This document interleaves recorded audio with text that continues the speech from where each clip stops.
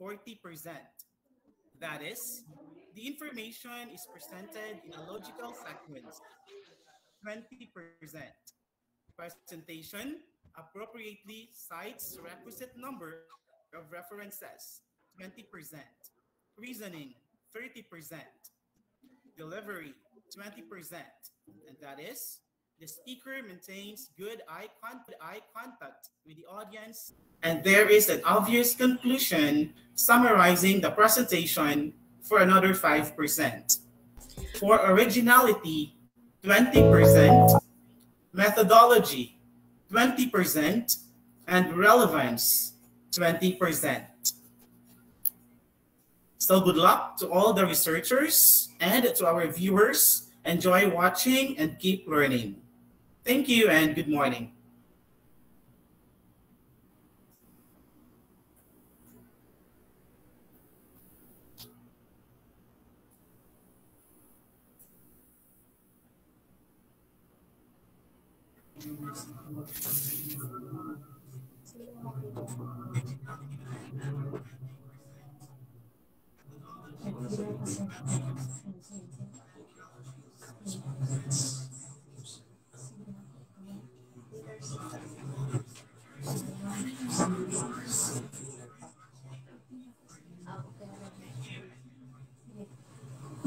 Thank you, our field correspondents, Sir Nico and Ma'am Femi Ann. And now let me have the honor to introduce to you our guest speaker for today's event. Our guest speaker is a Doctor of Philosophy in Science, Education, major in Chemistry, in the University of Science and Technology of Southern Philippines. He has his Master of Arts in Education with specialization in Science Education at Philippine Normal University, Mindanao. He is currently working as a Regional Program Coordinator in Science Senior High School, Joint Delivery Voucher Program and Assessment at DepEd Canada. Ladies and gentlemen, a brilliant mind with a pure heart, Dr. Kevin Hope Z. Salvania.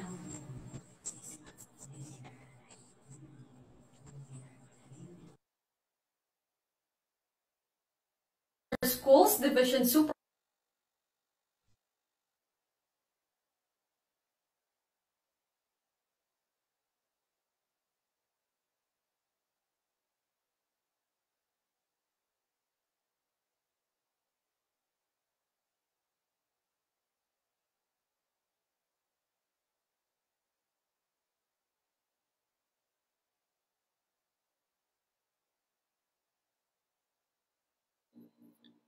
My courtesy and respect to the school's division superintendent, Madam Rosita B. Carmen Sesuvaiv, Assistant Schools Division Superintendent, Dr. Gilbert L. Gayrama Sese, to the CID Chief, Dr. Fluilen L. Cos, and to the management team, headed by the Division Senior High School Coordinator, Dr. Irene G. Aho, and Division Senior High School Research Focal Person, Ms. Liza M. Gingging. This activity is very reminiscent of my brain children and research. I am happy that I am invited to speak because this activity reminds me of an adage that I always keep inside my core. Try to be the best, but when you are not the best, be the first. The Lamdag, the Senior High School Research Journal, is perhaps the first division-wide senior high school journal in the region. This is a milestone worth celebrating because it tells us how dedicated our educational environment is in the division in improving the research culture among the school teachers and students. The new normal has pushed us in maximizing our computers and remote communication technology like never before. And it is so fitting that our theme, sustaining research and innovation while migrating to the new normal, highlights how capable our present tools are in breaking the physical boundaries and limitations in our real world. My speech today centers on the various computer-based faculties and skills that our senior high school students can use when they embark for more research endeavors ahead of them.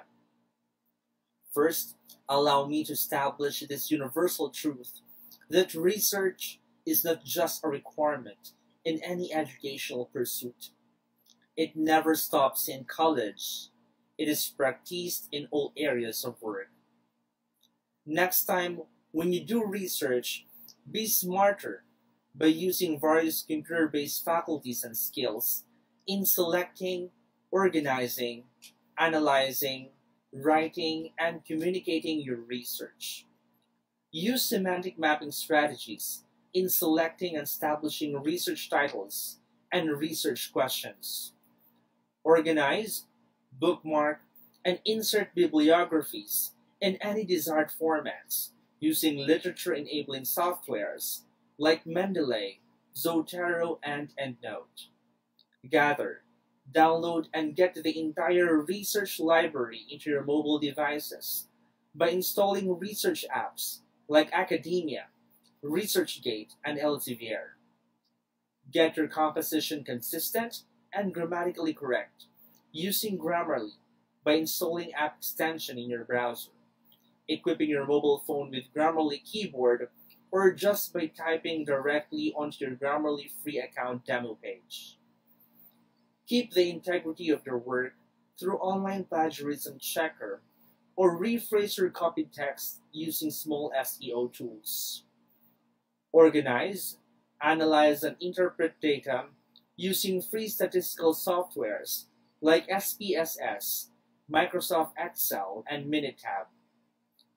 Be specific and do smarter ways in using search engines to access the vast web-based references using truncation techniques like using plus sign or quotations to specifically look for words that match your desired keywords or phrases, or by using the advanced search filters. Use live text technology in converting text photos into editable texts. Mine data and text and get data visualization using Orange's app. With these simple and useful techniques, your research writing will never be the same as before. Once you practice them, you will no longer fear the tedious work of doing research. Thank you so much for giving me an opportunity to share these to you. Congratulations for your research work, and we're hoping for your research successes in the coming years.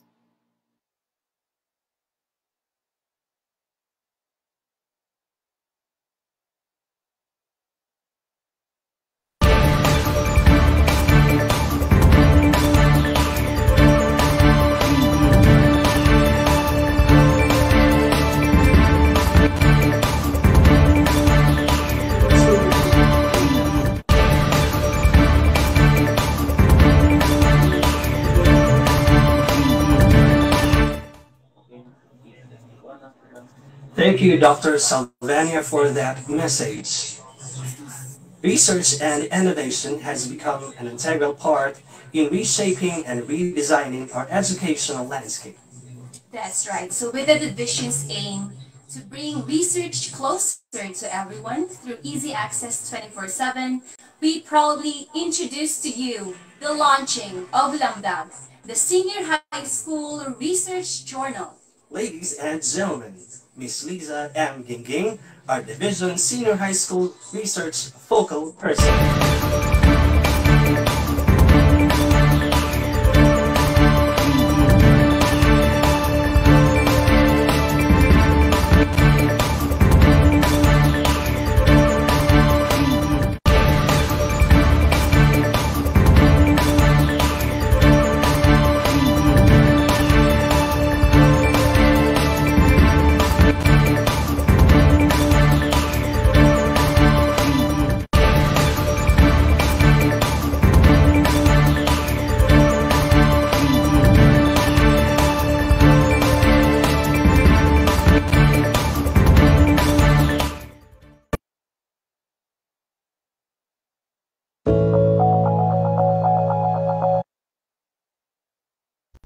My respect to our top management, headed by our Dynamic Schools Division Superintendent, Madam Josita B. Carmen, CESO 5, Assistant Schools Division Superintendent Dr. Gilbert Gayrama Sessi, CID Chief Dr. Floelyn L. Cos, to our highly respected invited guest speaker, at the same time, the chairperson of the Board of Judges, Dr. Kevin Hope Salvania, our Dep at Caraga Senior High School focal person, fellow division office personnel, our counterparts in the field, the district supervisors, school heads, teachers, and senior high school students, especially the student researchers, Madayaw na Buntag. The Schools Division of Surigao del Sur is strengthening the implementation of research among senior high school students, not just as a subject, but also to help them think critically, to be collaborative, self-motivated, and persistent. We all know that these skills will hone them to become young people of the 21st century. With this, we will be able also to produce graduates with research mindset. Along with the conduct of this first Division Senior High School Research Festival is also the launching of Lamdag, the Division Senior High School Research Journal. Lamdag is a Visayan term which means to illuminate. In confusion, we wander and we get lost. With the new knowledge that research brings, this serves as enlightenment that exposes things that are hidden, those things that are uncovered. Lamdag aims to gather valuable research inputs to disseminate new knowledge, innovations, and discoveries, and to serve as navigation of the readers who need signposts and systems that will help them find the appropriate article or research they wanted to read. More than that, Lamdag will also showcase students' performance and productivity, deeply embedded in their academic infrastructure. Research outputs that will be presented today will be the first researches to be included in this research journal.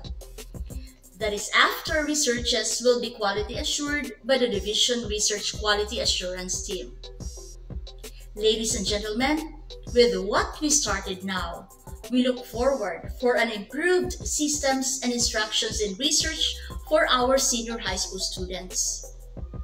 And with this, I'd like to say thank you so much for being with us today as we unveil Lamdag, the Senior High School Research Journal.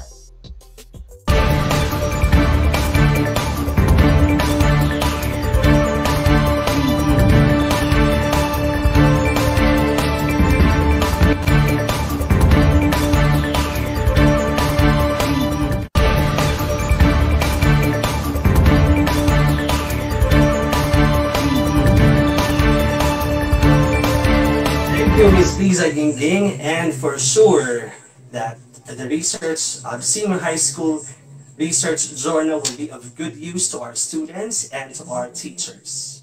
That's definitely right. And finally, ladies and gentlemen, the long wait is over as we present to you the series of research presentations for this year's research event. The series of research presentations will start from Unit 1, will be followed by Unit 2, and eventually it will end with Unit 3. But before we proceed to the research presentation, may I encourage once again our FB Live viewers to scribble some comments in the comment section. If you're a student, write your name, your school, and to what district you belong. And if you're a teacher, you can also write your name, your position, and your thoughts about the whole presentation proper. So, the research presentation proper will be facilitated by our correspondents in the field, Sir Nico Michael Belma, for the first set of research presentation.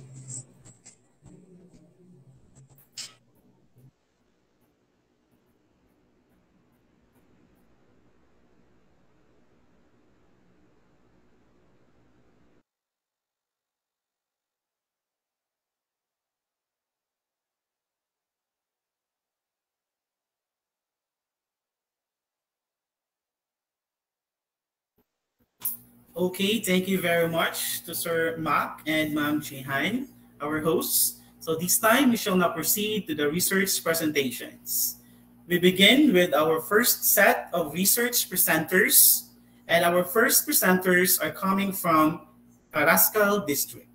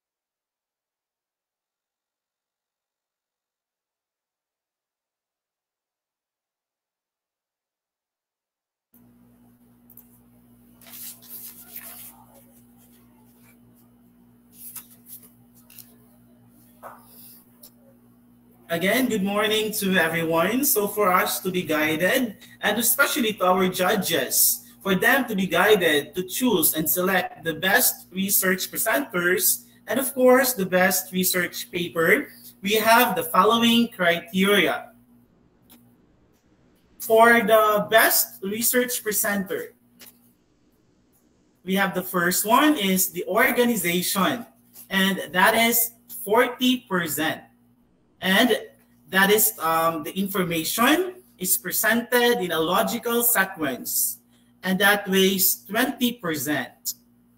The presentation appropriately cites requisite number of references, and that is also 20%. For reasoning, that is 30%.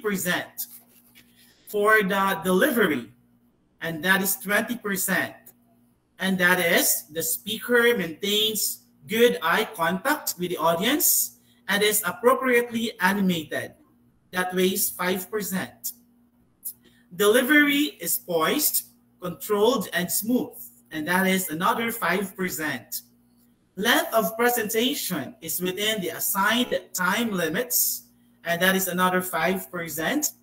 And the information is well communicated, and that is for 5%. For video quality, that is 10%, and a total of 100%. And in determining the best research paper, we have the following criteria. Organization, that weighs 20%, and that includes that the information is presented in a logical sequence, that is 10%. Presentation appropriately cites requisite number of references, that is for another 10%.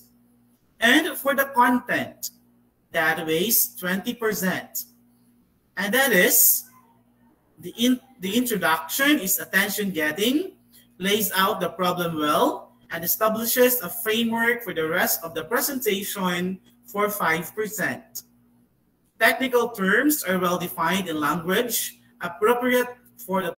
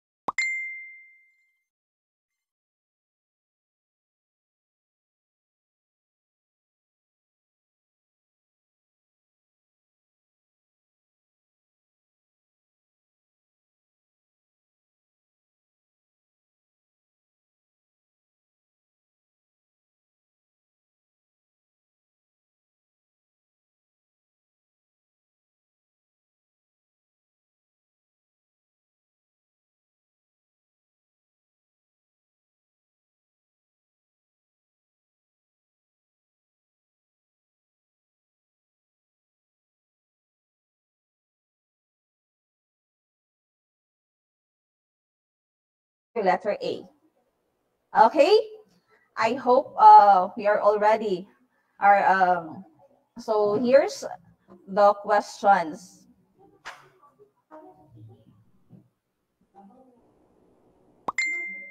Okay, for a while as I will be presenting the questions.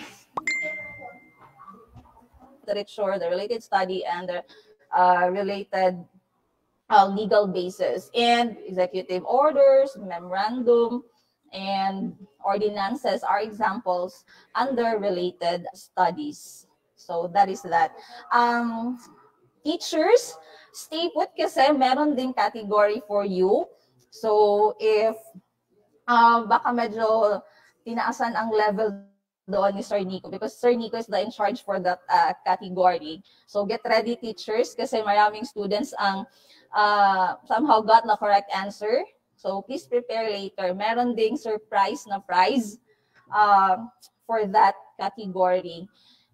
And as of this moment, I will be giving back the floor to Sir Nico. Sir Nico, hello.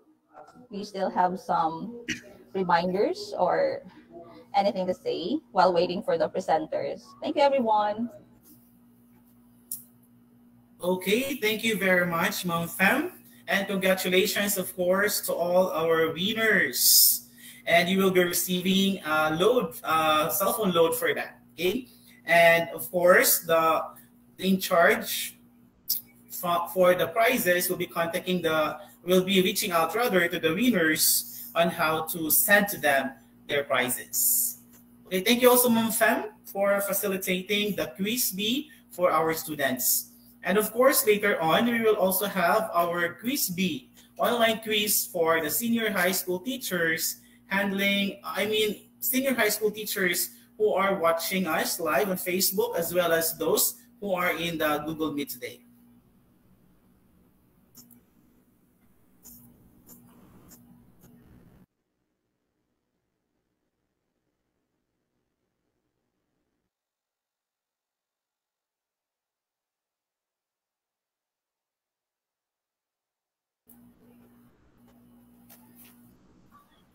Okay, I'm very sorry for that. I guess there was a signal interruption.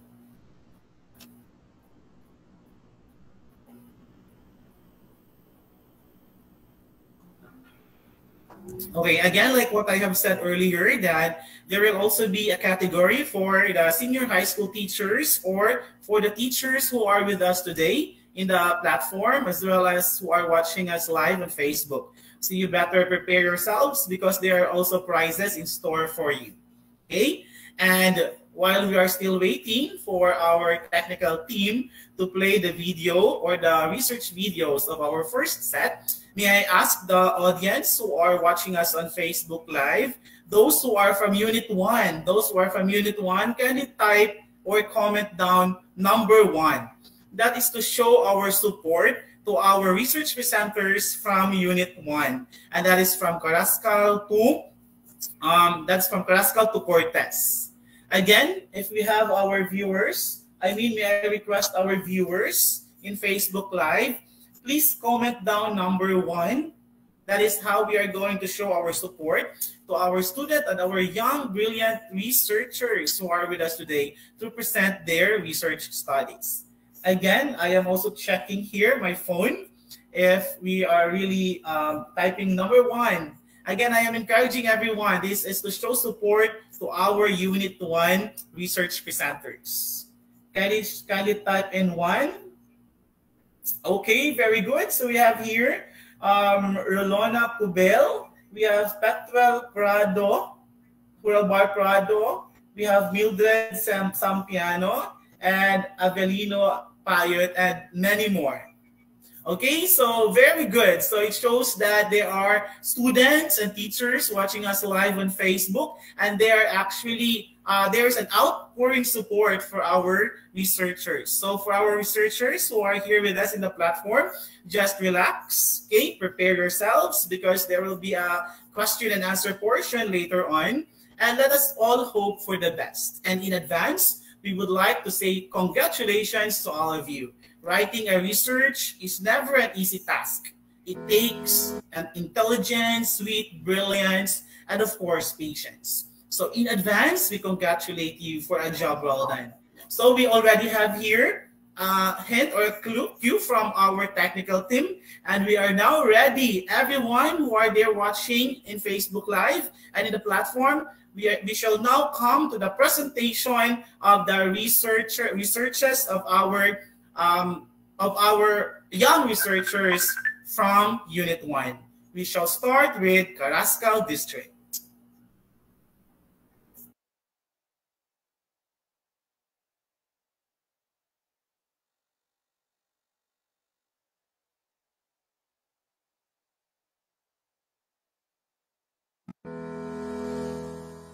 Great day to all the teachers, students of the Division of Surigao del Sur, and to the research panelists of the First Division Virtual Research Festival.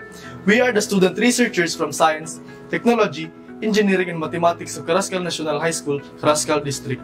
Our research entitled Awareness, Attitudes, and Preventive Health Measure Practices on COVID-19 in Selected Household Residents of Barangay Bonot, Carrascal, Surigao del Sur, Philippines. Here is Mr. Brian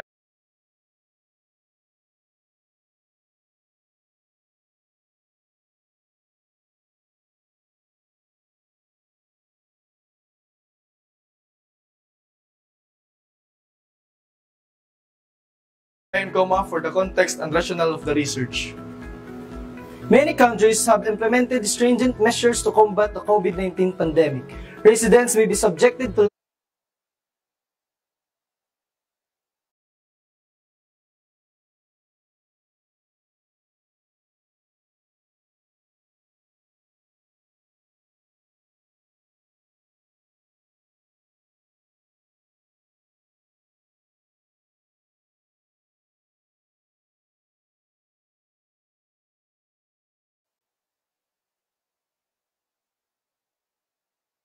Virtual Research Festival. We are Awareness, Attitudes, and Prevent in Selected Household Residents of Barangay Bonot, Carrascal, Surigao del Sur, Philippines. Here is Mr. Brian for the context and rationale of the research.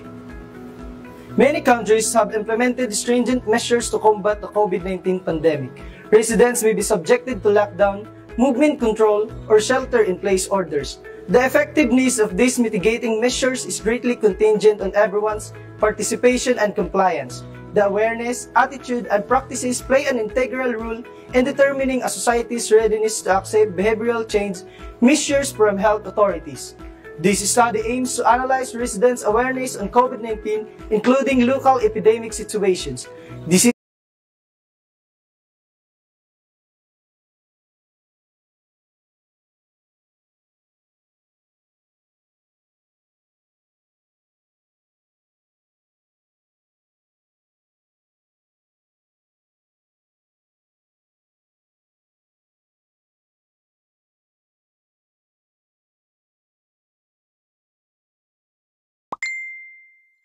Transmission and preventive behavioral practices.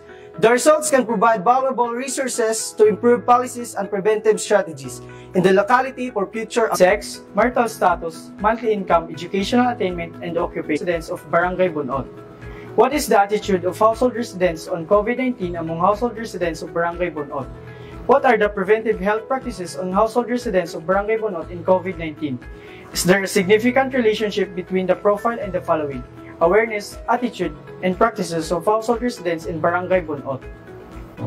For research methods, the researchers will create a questionnaire to assess participants' awareness, attitudes, and practices about COVID-19. The study will have 4 primary themes: demographic profile of survey respondents, including gender, educational attainment, monthly income, and occupation, awareness of COVID-19, attitude toward COVID-19, and COVID-19 preventive health measure practices. This study employs a descriptive quantitative type of research. Quantitative research, which is based on scientific inquiry, uses data that is observed or measured to investigate questions about a sample population. Allen 2017. Based on the findings, the following results were drawn.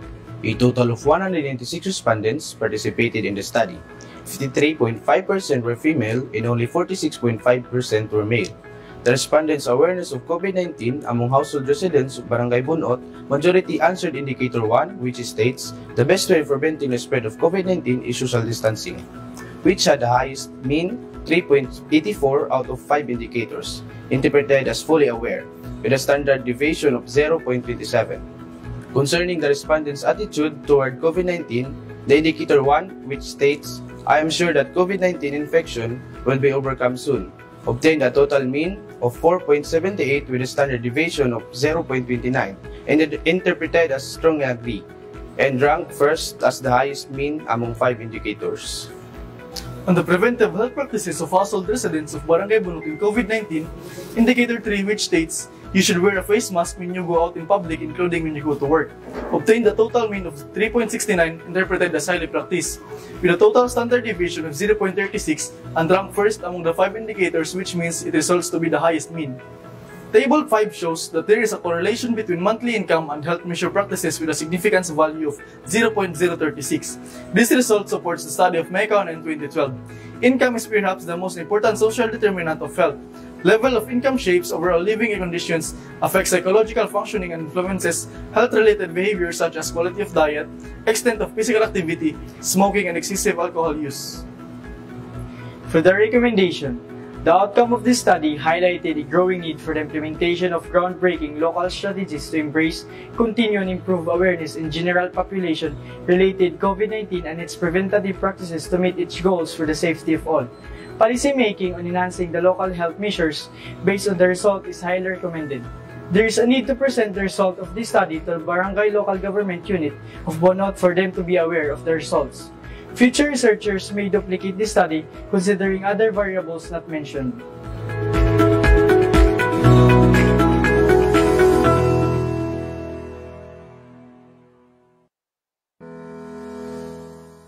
Great day to all the teachers, students of the Division of Surigao del Sur, and to the research panelists of the First Division Virtual Research Festival. We are the student researchers from Science, Technology, Engineering, and Mathematics of Carrascal National High School, Carrascal District. Our research entitled Awareness, Attitudes, and Preventive Health Measure Practices on COVID-19.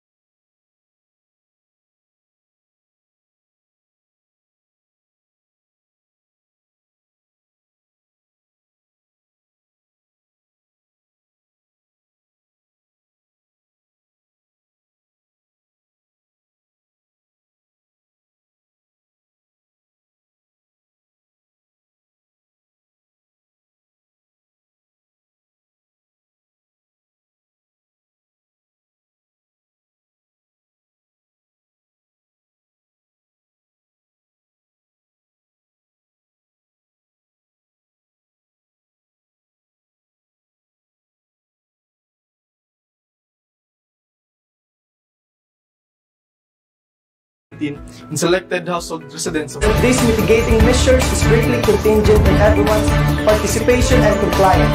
The awareness, attitude, and practices play an integral role in determining the behavioral change measures from health authorities. This study aims to analyze residents' awareness of COVID-19, including local epidemic situations, disease transmission, and the results can provide valuable alternatives towards its main objectives. To answer to the following questions. What is the program? Hello, madayong nakagalaw sa tanan. Congratulations to the researchers. Main output is the proposed substantial data on the awareness, attitude, and practices of the selected households of Barangay Bunot. What are your proposed recommendations and how will you ensure that this will be implemented? Again, I would like to reiterate my question.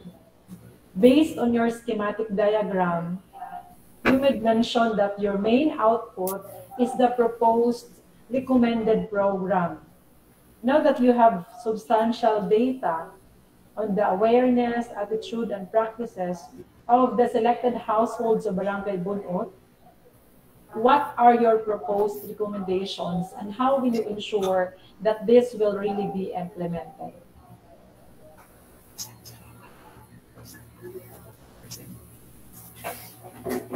Okay, ma'am, thank you for your question. Um, we will implement this study. We will implement the result of our study to the barangay local government unit and for them to enhance their health policies. Thank you. Okay, thank you so much, researcher. And again, congratulations for coming up with your study on the awareness, attitude, and practices of selected households in Barangay Bunot on COVID-19. Again, congratulations. Thank you, ma'am. Thank you very much, researchers, and thank you very much, Doctor, for the question. And let us also congratulate their advisors, of course, and most especially the researchers. So this time, we will now proceed to the next presenters from Cantilan District.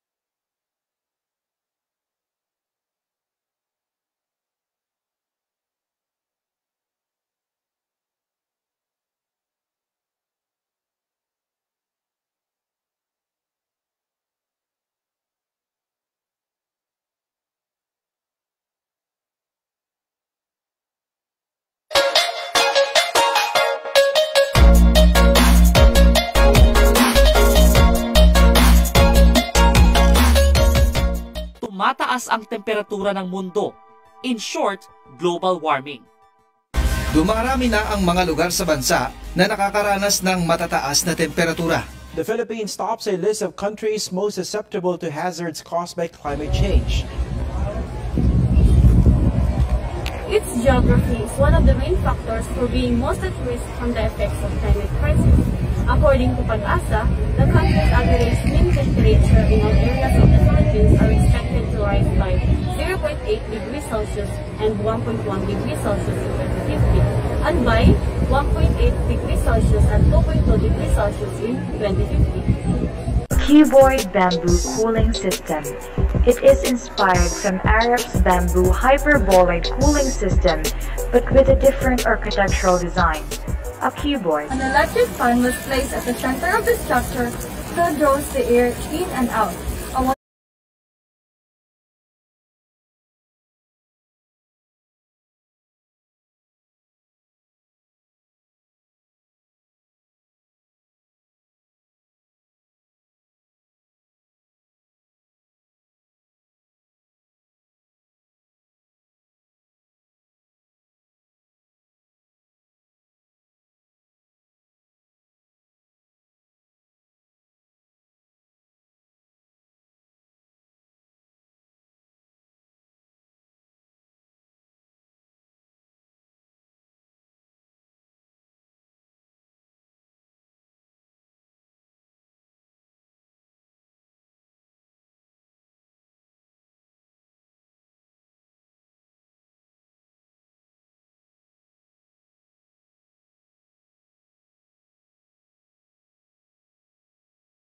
Water fountain can also be observed at the top of the structure to shower the bamboo. This cooling device might hold the key to reduce the temperature for an adiabatic cooling system. 35 inches per day or One stem is made up of approximately 2,000 hollow-cut bamboos. Our original design includes a solar panel, 5 meter, 1 meter, and lastly 1.5 meters in order to describe its efficacy in a constructive way. To obtain all the necessary knowledge, data, and information, the temperature after the installation of the cuboid cooling system. Is there any difference between the mean temperature before and after installation of the structure? This study will utilize quantitative method of research.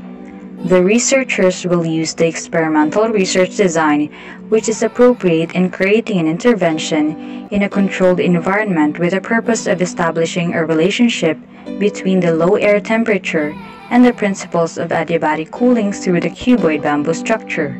The researchers will employ the various processes in analyzing data using statistical analysis interpreted by numbers, graphs, and tables. Specifically, the first variable is a constant that the researchers can manipulate using the prototype to see the differences caused after the installation of the cuboid bamboo cooling system. After the presence of the cuboid bamboo cooling system at 0.5 meter, the temperature have reduced by 29 degrees Celsius. At 1 meter away from the structure, the temperature have become 32 degrees Celsius. At 1.5 meters, the temperature is now similar to the constant variable, which is 33 degrees Celsius. With the mean difference of the temperature, the cuboid bamboo structure proved itself as a medium for an after cooling system. The mean difference of 3.67 degrees Celsius suggests that at 0.5 meter, it can deliver its full capacity as an after cooling system. At 1 meter, a mean difference of 1 degree Celsius displays an enough cooling effect at its surrounding. The 0 degree Celsius of mean difference at 1.5 meter suggests that it is the maximum coverage of cuboid bamboo cooling system. A change of temperature before and after the cuboid bamboo cooling system was installed can be observed with the 0.5 meter as its most effective parameter from the structure.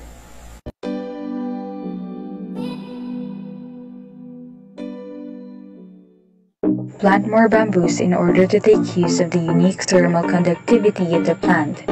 Planting more bamboos will increase our resource to a material that can help reduce the temperature. The local government of Cantilan should implement the construction of the cuboid structure on public places in order to reduce the temperature of any particular outdoor area. With multiple cuboid cooling system at our public places, the high temperature in our surroundings will be relieved. A research study that aims to improvise the cuboid bamboo cooling system to be an independent structure by utilizing sustainable energy source such as a solar panel, water pump, and water tank. The system must be independent in order to be flexible on any outdoor environment.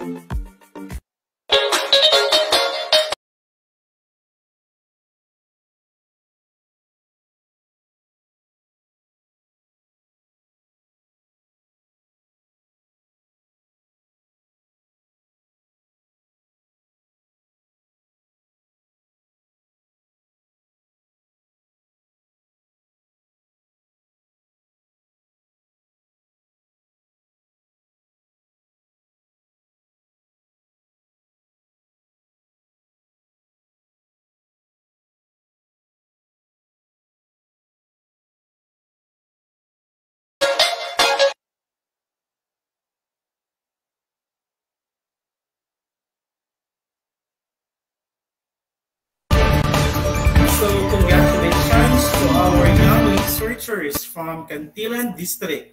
And they are Yualma Arnold Aaron D, Plaza Jasmine Emerald J, Cabanilla Art Daniel A, and Lurcha Stephanie P. And they are coming from Cantilan National High School. So this time, researchers, get ready for the question coming from Dr. Aho. Ma'am, please. Hello again. Good morning, dear researchers.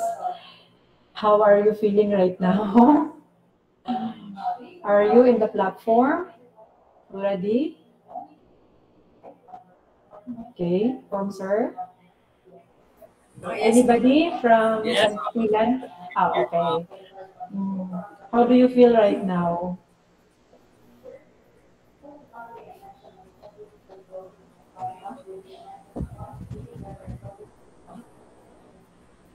Okay, kumusta kayo? Ba't walang, ano, ba't walang response your end? You have no sound. Can you hear me, dear researcher? Yes, ma'am. Okay. Again, how are you feeling right now? We are fine, ma'am. Thank you. Okay. Okay. It's good to hear that you're fine right now. Now, here is my question. Here is my question to all of you. Please listen carefully. Um, what are your significant findings? Based on your study, what are your significant findings? And what is the implication of it? Again, what are the significant findings of your study and what is its implication?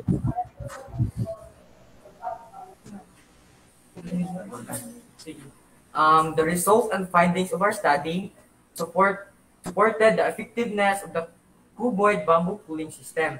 At 0.5 meter, a 3.67 degrees Celsius was reduced, while at 1 meter, a 1 degree Celsius, at 1.5 meter, there was no change that was observed in temperature. And then, what's the implication of that? Yes. This indicates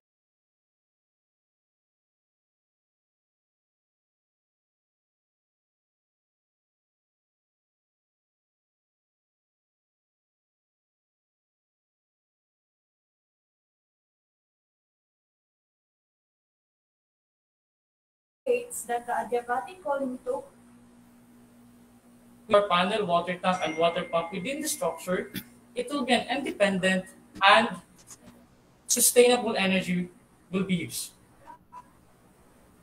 Okay, thank you for that answer. I would like to have a rejoinder. Now, based on the findings that you have, what will be your recommendation? We recommend that the structure must be further developed or further researched in order for our vision of the structure that have a solar panel, water tank become true. If all of those three that I have mentioned will be put within the architectural design of the structure will be independent and will have a sustainable source of energy. We also recommend to plant bamboos within cantilever in order for our resources, especially the bamboo, that is a vital material for cooling system, be sustainable.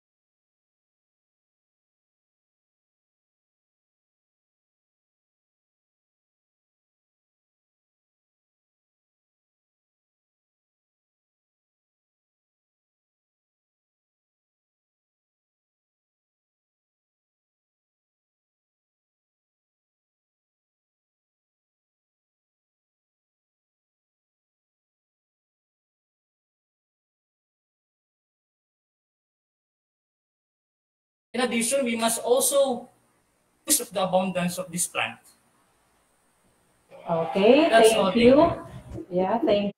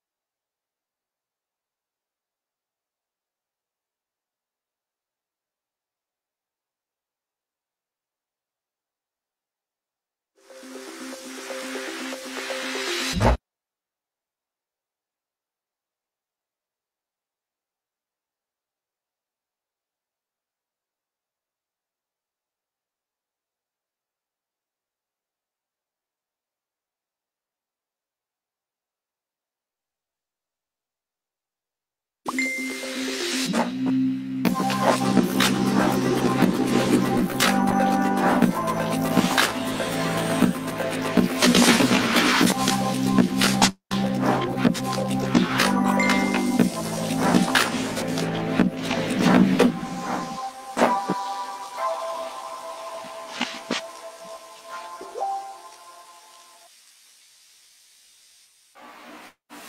day, everyone. I am Eliza Moigo, and I am Sofia Sasis, together with Frederick Buhangi, Marivic Miguelian, Mike Ramolianeta, Hazel Amaral, Christine Pie, and Joshua Kentunday.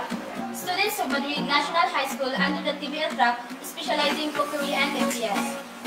We will be presenting our research study entitled Potential of Bansuminga as Vegetables.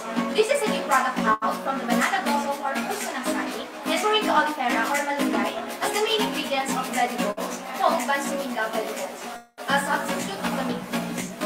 As reported by a video of the GMA News Online on June 16, 2021, the hypertension prevalence in the Philippines rises to 37%, as reported by the Philippine Heart Association. The Philippine Heart Association report on the study on hypertension from January to April 2021 revealed that the cases of hypertension among elderly is 72% higher compared to the 5% adolescents with ages that range from 12 to 18 years old. Dr. George Sison, who is an internal medicine and cardiology practitioner from the Manila Medical Center Manila, explained that the reason why cardiovascular diseases related to hypertension is the leading cause of morbidity and mortality is due to the bad awareness, the treatment profile, the compliance, and low control rate. With this, the Philippine Heart Association urged the public to join its 5 to 100 advocacy, which means 5 servings of fruits and vegetables, 2 hours of screen time, 1 hour of moderate physical activity, 0 sugar and sweetened beverages, and 0 smoking and second-hand smoke. With the aforementioned issue, we, the senior high school work immersion students of Madrid National High School, specifically the cookery students, aim to come up with a food product that would help address the issue, which is increasing rate of hypertension in the Philippines in general. As one of our tasks is to prepare and serve food that is tasty and at the same time healthy for the customers. Thus, this study about Bansuminga vegetables seeks to answer the following questions. What is the best formulation to get the desired product? How would consumers accept the banana blossoms and moringa leaves as vegetables in terms of appearance, taste, texture, and odor? What is the economic viability of Bansuminga balls? Production cost, projected sales, and group income. We, the researchers, made use of a developmental descriptive research design method in gathering the information needed for the study. It is developmental in the sense that the researcher came up with a new product, and descriptive since sensory evaluation was used to describe the product. Purposive sampling technique was used also when choosing the members of the population who participated in the study. The weighted mean was used to describe the level of acceptability of the Bansuminga vegetables.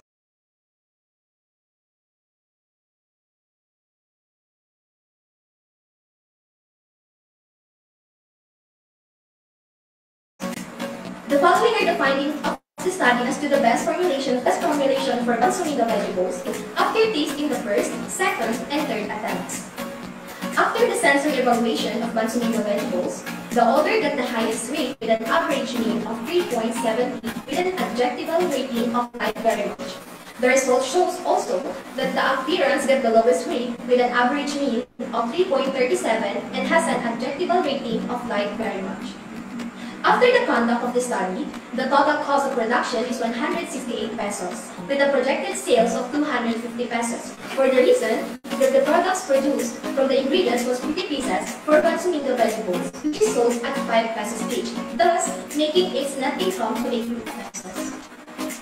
Since the dimensions, taste, appearance, texture, and odor of the third attempt, the desired formulation for the Bansuminga vegetables got an overall weighted mean of 3.56. Therefore, we can conclude that the banana blossom and moringa olifera leaves are accepted as a substitute ingredient of meat in meatballs or Bansuminga vegetables. And also, with a net income of 82 pesos, we can say that this product can indeed generate an income.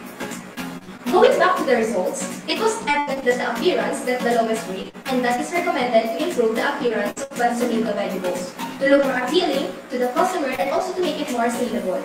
And since this product is proven to generate income, this could be introduced to non-government organizations to be included for trainings and livelihood projects as an income-generating project to help families augment income.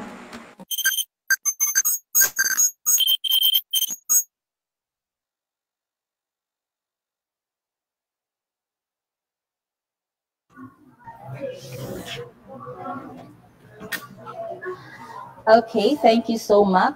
Thank you so much, Madrid National High School.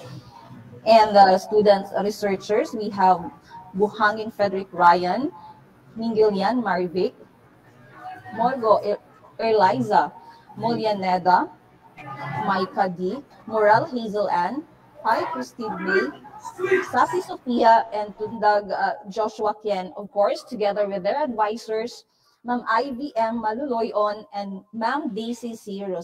Lucille. Again, Madrid National High School. And this time, may I request Dr. Irene Aho. Ma'am.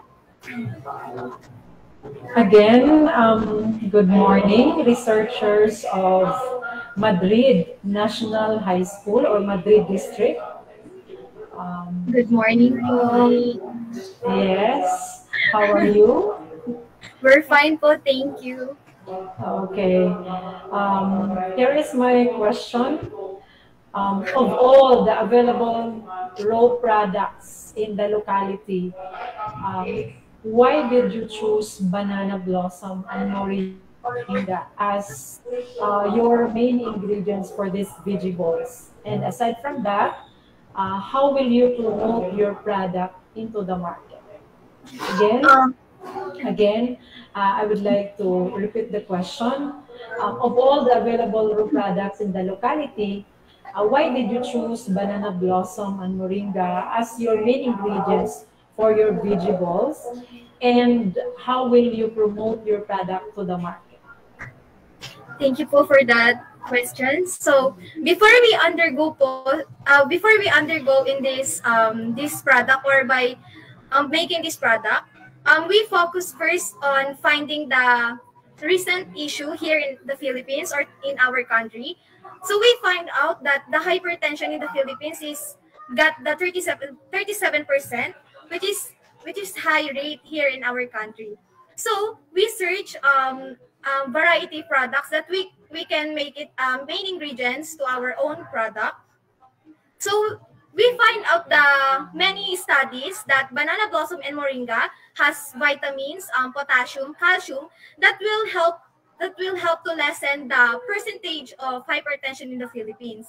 So we use the banana blossom and moringa so that their vitamins or their healthy benefits or backgrounds can there's a combination so there's a possibility so they will get a higher benefits and advantage to get the more more nicer result that our product can give more um more more high um, so our product from banana blossom and moringa. So if they will combine, there's a possibility that the consumer or the taster they will get the higher or highest expectation of a expected healthier healthier vitamins or healthy benefits from the products we use. And we can promote it by just like in our recommendation as we go back to the result. So the recommendation is that we can adopt this product in NGO so that they can use it to so that there's a quickly procedure to maintain our product to sell to NGO like in school in many local establishments so they can sell it, they can use it as a new product so that majority of people can focus on the bansuminga vegetables instead of meatball that is usually we can found in markets. But we all know that it is the majority cause of hypertension in the Philippines. So that we found out that we can have a substitute ingredients, which is the banana blossom and moringa, that will help the percentage of hypertension will be lessened or will reduce. Okay, thank you so much, Madrid researchers, for your answer. God bless, and again, good luck to more researches that you will be making in the future. Yes. Thank you so much. Thank you so much, ma'am. Thank you also, Madrid National High School.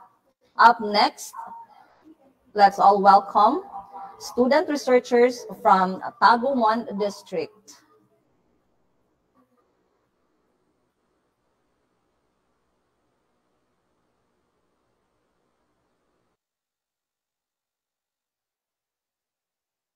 Madayaw na adlaw sa Ligaw del Sur, madayaw na adlaw sa atong tanan.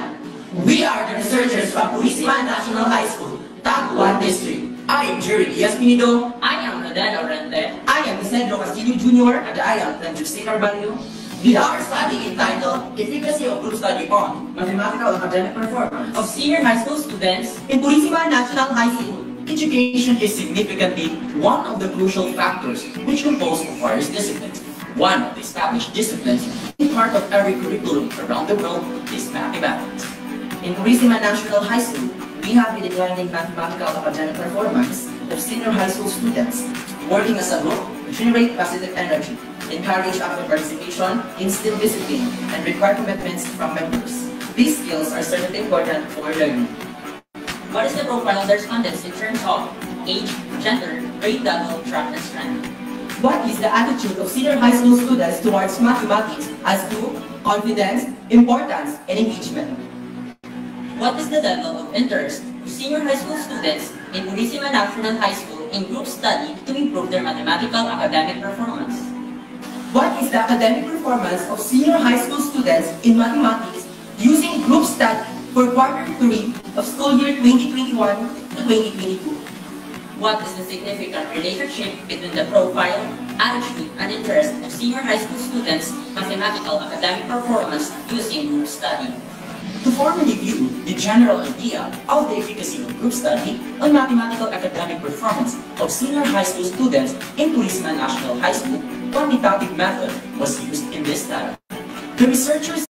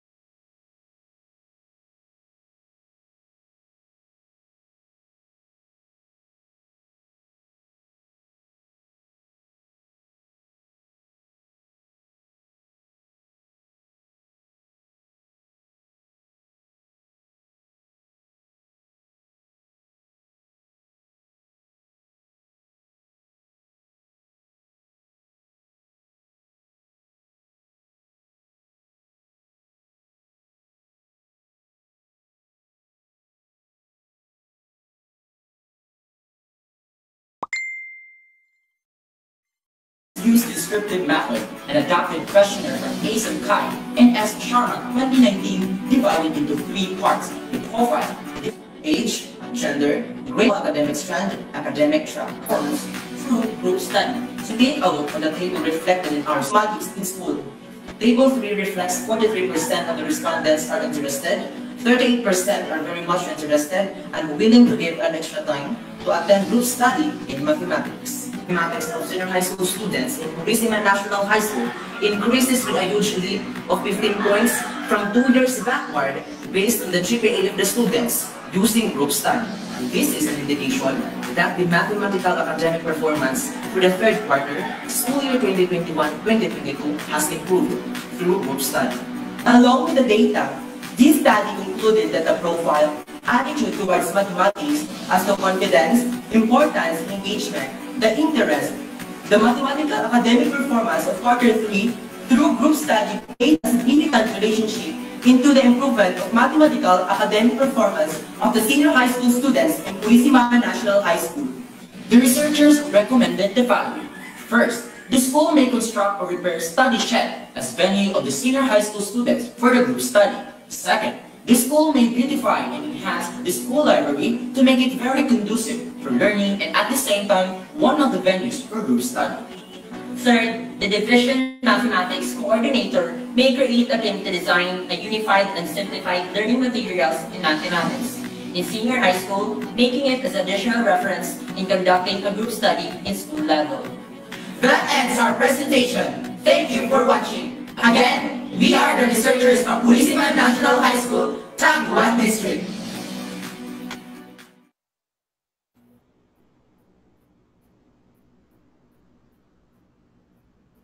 Okay, so thank you very much.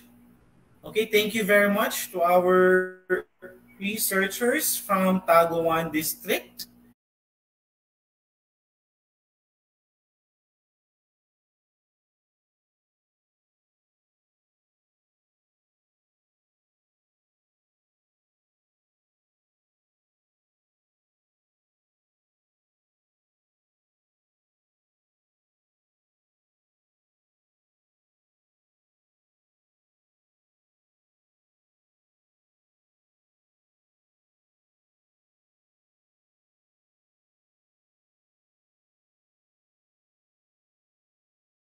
We have Jerwin Espenido, Clint Jude Carvalho, Rodel Lorente, and Isidro A. Castillo Jr.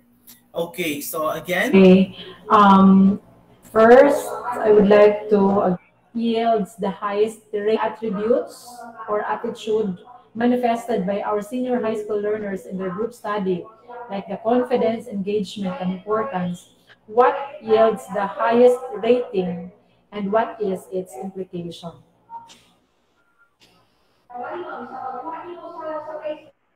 So, according to the Program International Studies Assessment, which was conducted 2018, the Philippines ranked as the significantly lower among the other participating countries. And so, here in the Purisima National High School, the senior high school students had an NPF of showing something very disturbing and alarming.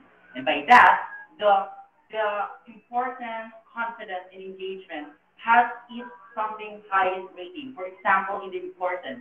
In importance, the highest rating there is they are strongly agree that they want to enhance their mathematical skills as well as their mathematical academic performance. Moreover, even though math for them is something not interesting or dull, they want to enhance their skills for that you can apply in tertiary level as well as tracking their career path. Thank you so much for your answer. And again, congratulations, researchers.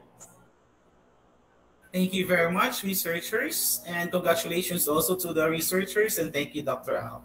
Up next, we have the researchers from San Miguel 2 District.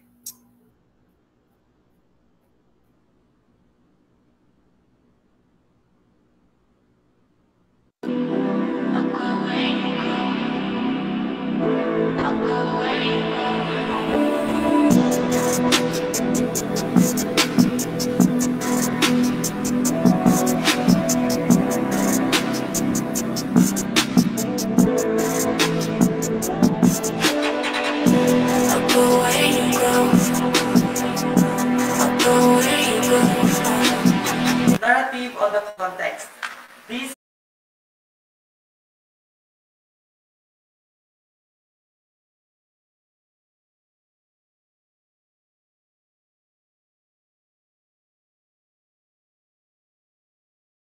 study is all about the growth development of string bean seeds utilizing cotton balls and water. The researchers determined the effectiveness of string bean seeds using two groups, the experimental group, which is the cotton, and control group, which is process. The researchers analyzed the effectiveness of string leaves, plant height, and width of leaves to be able to obtain each results of a given group. The complete block design, or CBD, was used to perform the experiment. The data gathered are used to determine the average mean of growth development.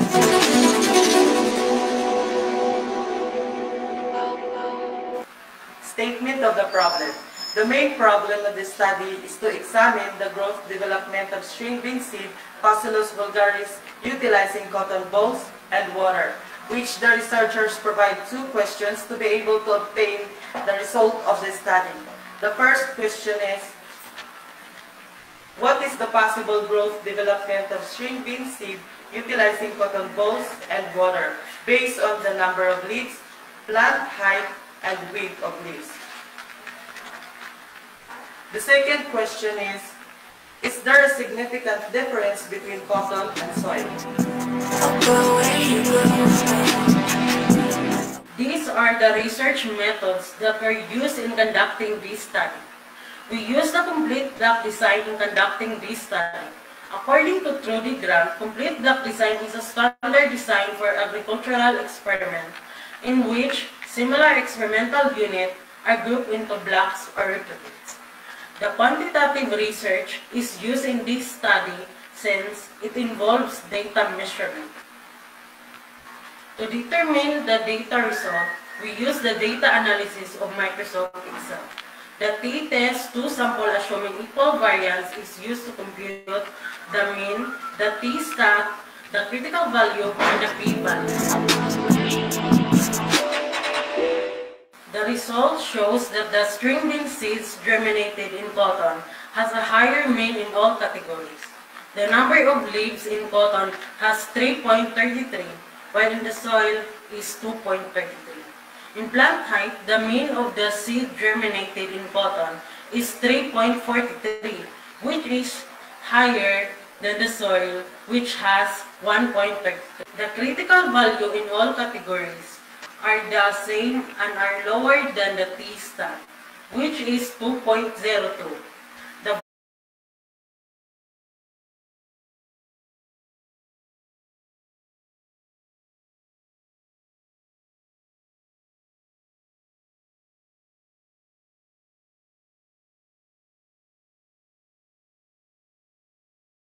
value of t-stat in the number of leaves is 2.62. It means that there is a significant difference between string bean seed planted with cotton and string bean seed placed in the soil because the p-value in all categories is less than 0.05. The null hypothesis is rejected because the t-stat is greater than the critical value in all categories. As a result, cotton had an important role in the development of string bean seed, allowing them to grow healthier and faster than the soil. It works well as a seed germination alternative to the soil.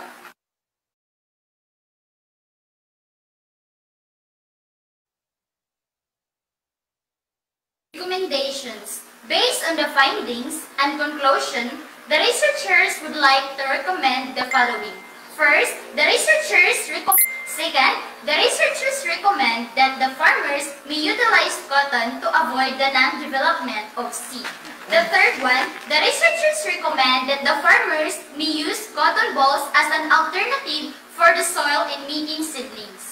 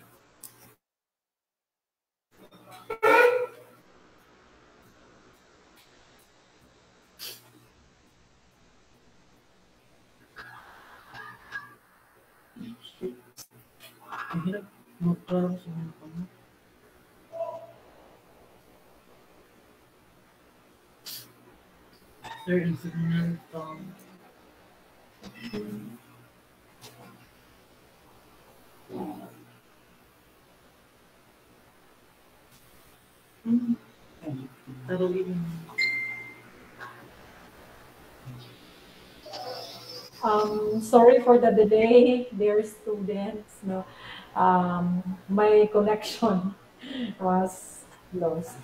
Congratulations, researchers of San Miguel 2 District. Okay, kumusta po ang taga San Miguel 2? Okay naman. Okay, sige. So, one of your recommendations is that farmers may utilize cotton to germinate string beans. Do you think this is cost effective? Explain. Again, I would like to repeat my question. One of your recommendations is that farmers may utilize cottons to germinate string beans. Do you think this is cost effective? Explain.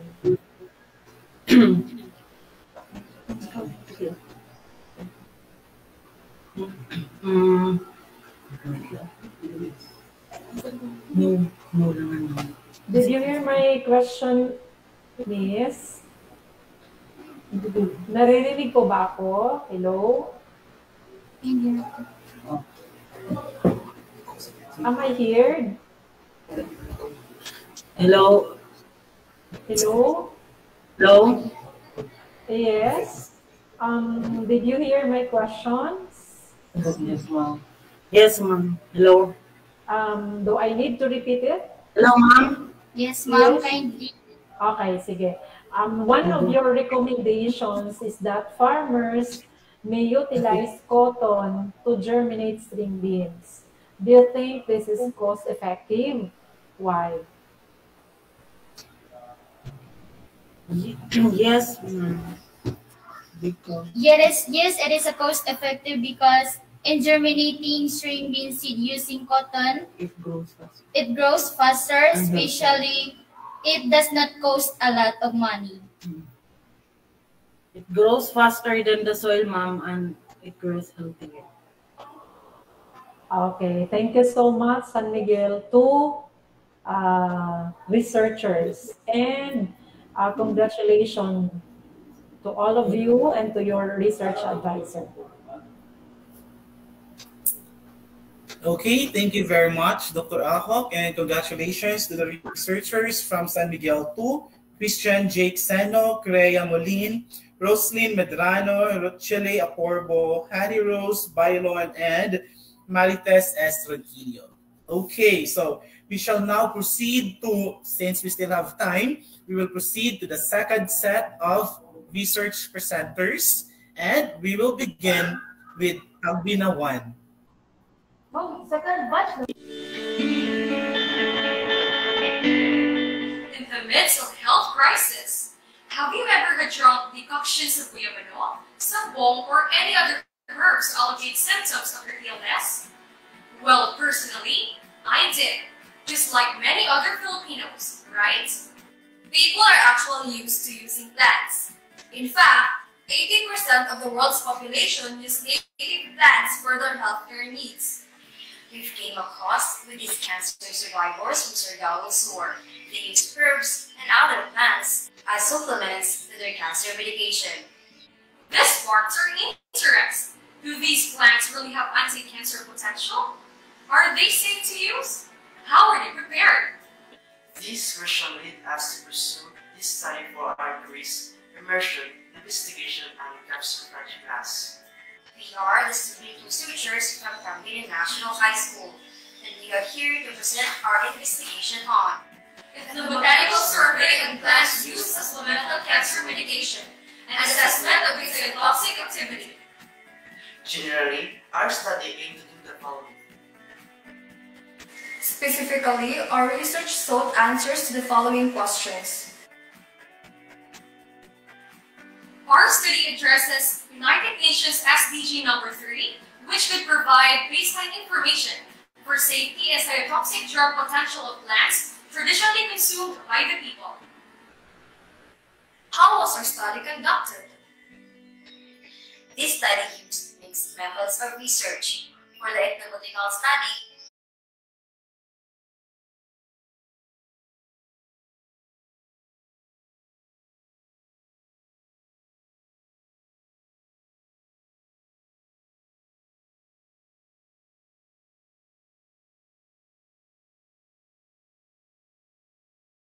qualitative anthropological method, two had osteosarcoma and morphine.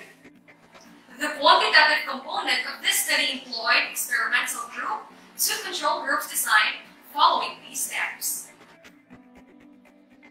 We personally conducted the experiment following the protocol provided by the Institute of Biology of the UPD Command.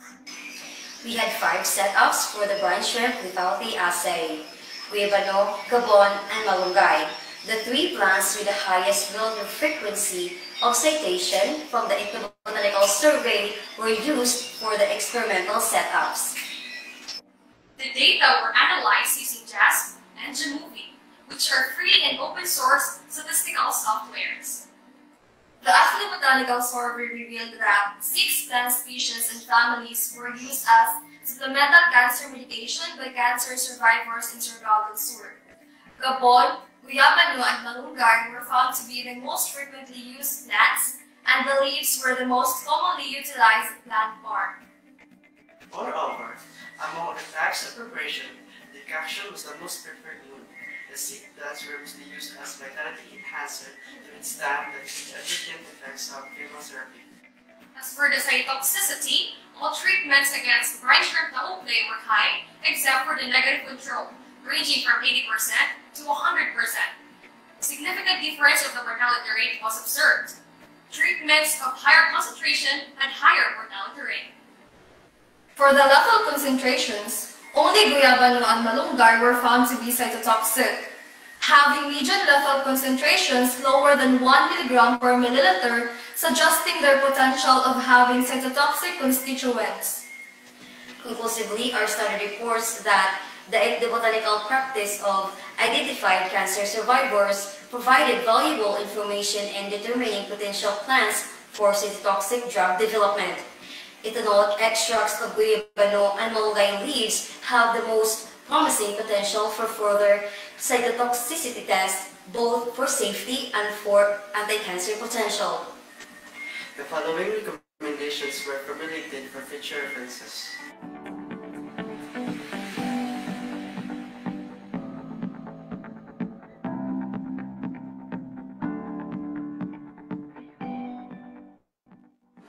Thank you! And judges, we're now ready for your questions, comments, and suggestions. Thank you very much. Tagbina National High School, whose student researchers are Jerisna Marie Y. Alvarez, Angel May A. Pularan, Leia Fe M. Pagalan, and Johnson Lloyd O. Rasunabe. Of course, together with their advisors, Sir Ryan Paul M. Valles and Ma'am Charmaine D. Digamo, also from Tagbina National High School. This time, shall we hear the question from Dr. Brian Ario? But since he has an Okay, equally important engagement, we will have Sir Nico. Sir? Okay, thank you very much, Ma'am Fem, and congratulations to the researchers from Tagbina 1. Okay, so from the what are your major learning?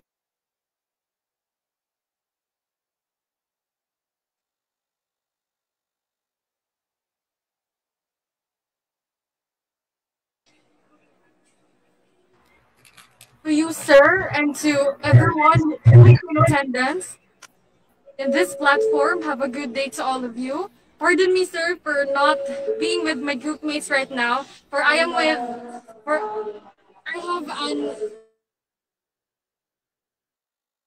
important travel and official travel going to Palawan for the Philippine Youth Convergence, but focusing on the question, upon doing the research itself, it is definitely exhausting, but it is fulfilling since we can guarantee that around 98% of this research is actually performed by us. So there are actually struggles we've encountered in reaching out to the cancer survivors in Surigao del Sur, considering the very limited numbers of our target population, but it is a wonderful experience knowing about their success stories. And apart from that, we also perform the experiment as well as the data analysis. So the data analysis part was quite worthwhile since we learned a lot about it. It is particularly the conduct of assumption checks prior to using the inferential statistics, since this is the most commonly missed part of those who analyze the data. And at least now, when we go to college, we would be confident in using JASP and Jamovie software, as well as in personally doing our future thesis. Thank you so much, sir. Thank you very much, researchers. Thank you very much, Tagbinan National High School. Thank you also, Sir Nico. This time, shall we proceed to Marihatag District?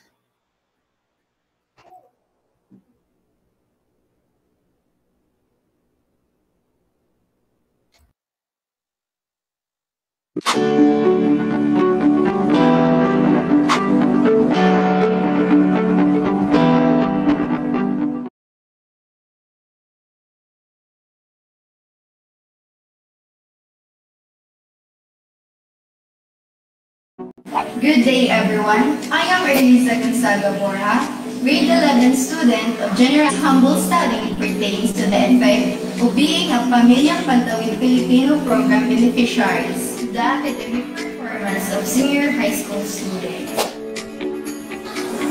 The right to education has been hindered by poverty. Poverty has been one of the major issues and societal concern in the country.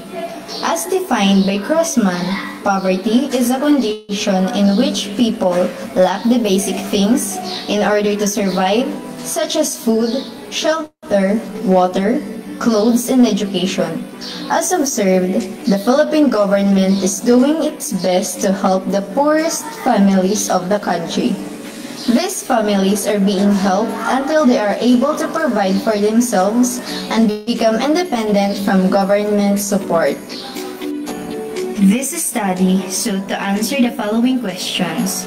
What is the demographic profile of the respondents in terms of age, gender, and grade level? What is the academic performance of the students who are 4Ps beneficiaries?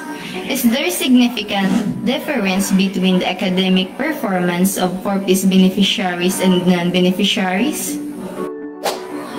Employing documentary survey questionnaires were distributed to the 30 selected grades 11 to 12 respondents using simple random sampling for the quantitative research design. The data was obtained during the first semester of school year 2021 to 2022.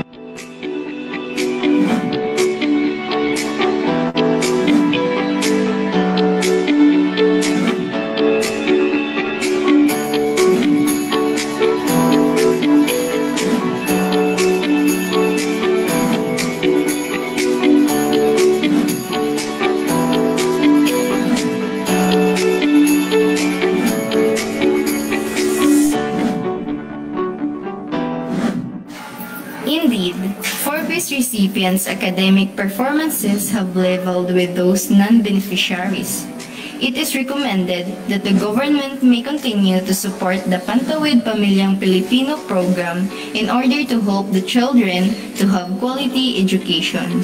The Department of Social Welfare and Development shall infuse close monitoring of 4Ps recipients on academic performance and parents as well, a support mechanism to sustain students' needs, and further studies related to school-based implementation of 4Ps. The researcher also hopes that this study may be used as a basis of further study with larger population so that the 4Ps student recipients will be well represented.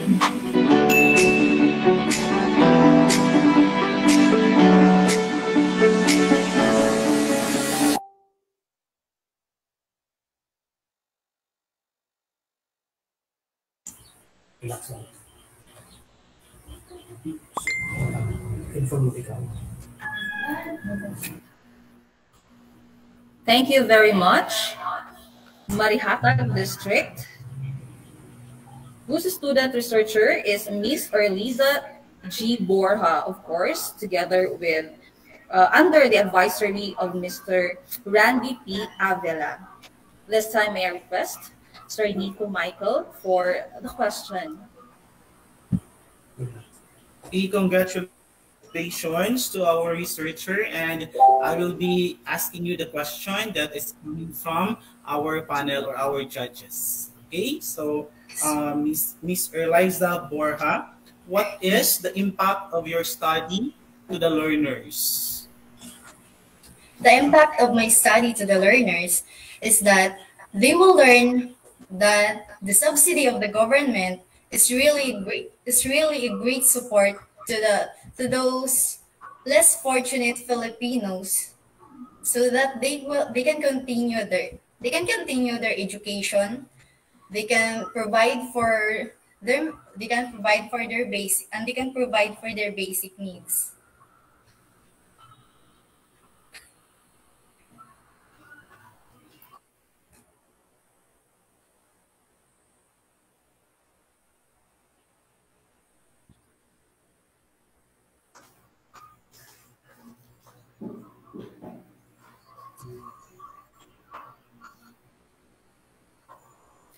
Okay, thank you very much. Once again, Marihatag District, Miss Erliza G. Borja. Up next, shall we have Hinatuan North.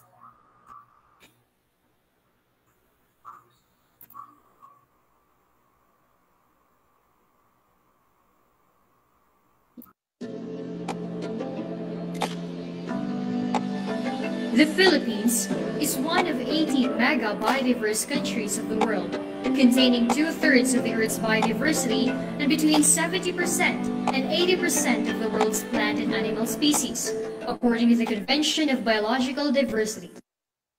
However, in recent years, the country has faced great challenges in protecting, conserving, and developing its biodiversity.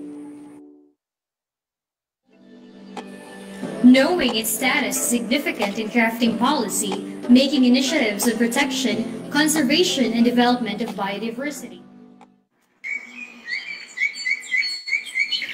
In Mindanao Island, there is a coastal municipality known as Hinatuan in the province Surigao del Sur. This municipality is famous for its enchanted river, but it is also abundant of mangrove forest. The mangrove forest ecosystem is one of nature's most valuable and productive ecosystems, both ecological and economical.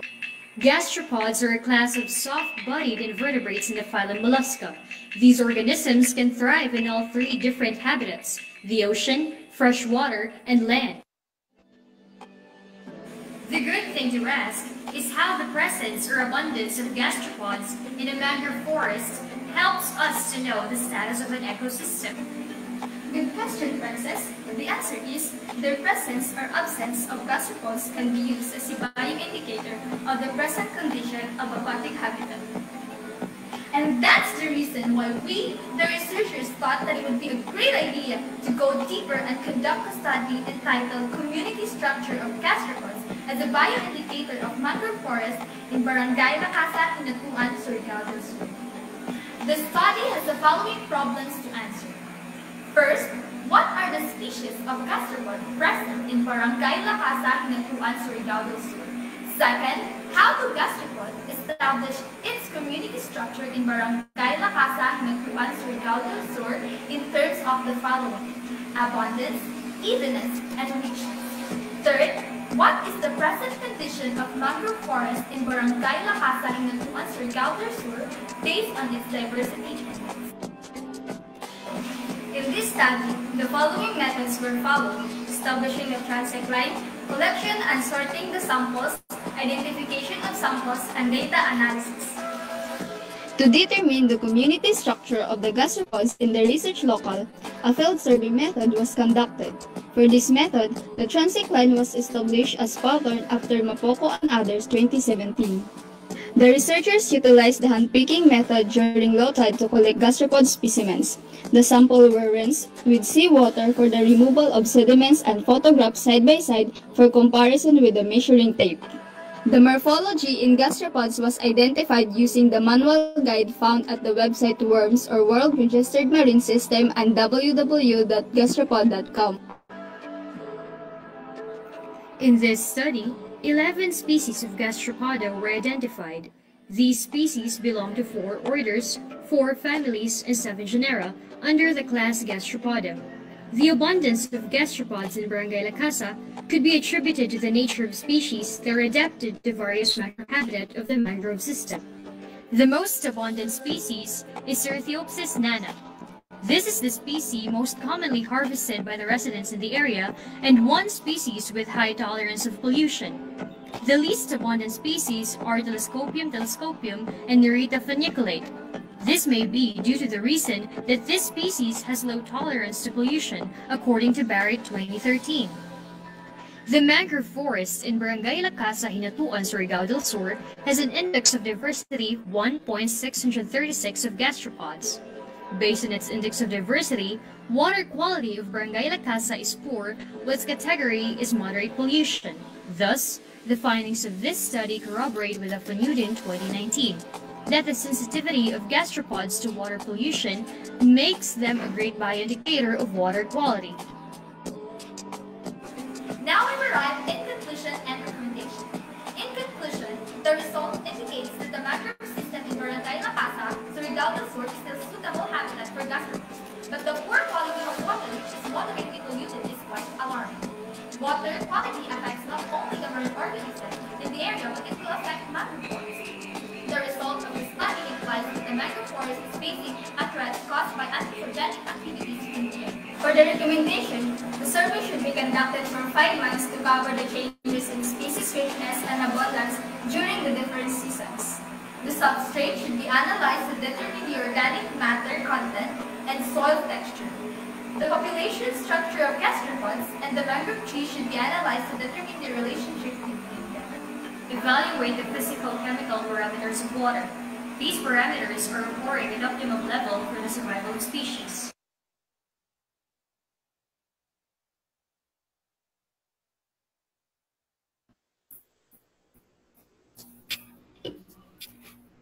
And that was Hinatuan National Comprehensive High School, composed of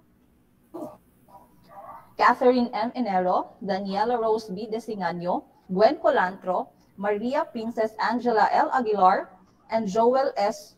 Humuad Jr., together with their advisor, Sir Ray D. Arbulonio. Sir Nico, for the question, please. Okay, congratulations, researchers. Now, based on the findings of your study, what will you recommend to the future researchers who will touch, or let's say, or who will have the same topic with yours?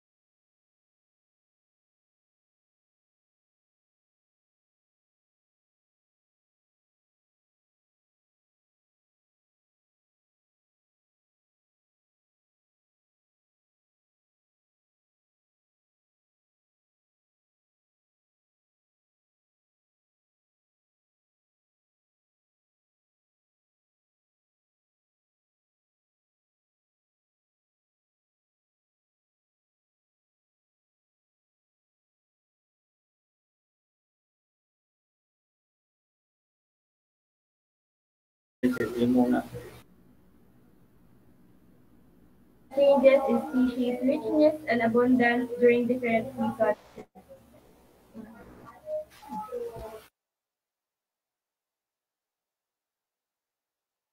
Lastly, examine the physicochemical parameters of water in the area and how this correlates with the diversity of species in the area.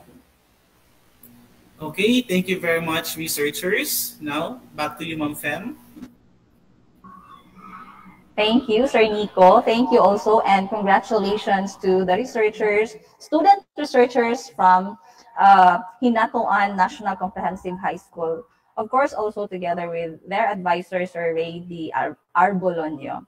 Up next, shall we have a San Miguel 3 district?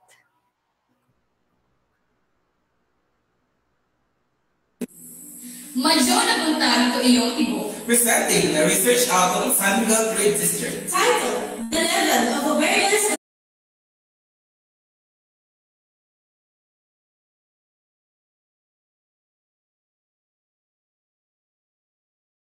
solid waste management of the student. Around the world, waste generation tons of solid waste, amounting to a footprint of 0.74 kilograms per person per day. With rapid population growth and urbanization, the annual waste generation rate is expected to increase by 70% from 2016 to 3.40 billion tons in 2015, the World Bank 2022. The researchers' eagerness to solve the problem of solid waste management and help in sustainable development also aims to conduct a solid waste management perception on the levels of awareness on solid waste management of the students in Sagbayan National High School. This research is to assess the level of awareness at the school level so that interventions will be done based on the results of the research. Research methodology. Research questions. First, what is the profile of the students of Sagbayan National High School? Second, what is the students' level of awareness of solid waste management? Third, what is the respondents' level of awareness of the environmental impact of solid waste management? Fourth, what is the respondents' level of awareness of sustainable development in solid waste management? The scope and limitations. This research focuses on the level of awareness of solid waste management in SNHS. The respondents are all students from grade 7 to 12 of the school year 2021-2022. The study is conducted in the second semester. Research methodology. Research design. This study used the qualitative type of research design. It is used the survey method to identify the effects of improper waste segregation on high school students in SNHS. Research respondents. The researchers gathered 269 students out of 821 students. The sample is gathered using Sloven's formula and stratified random sampling. Research instrument. The main instrument of this study will be the survey questionnaire through Google form and printed questionnaire that the researchers have to provide for the survey. Findings and results. What is the profile of the students of Sagbayan National High School? The results shows most of the age group that participated in the research are 15 to 19 years old and stayed in school for more than 3 to 4 years. What is the percentage level of awareness of students on solid waste management? Table 2 shows that most of the participants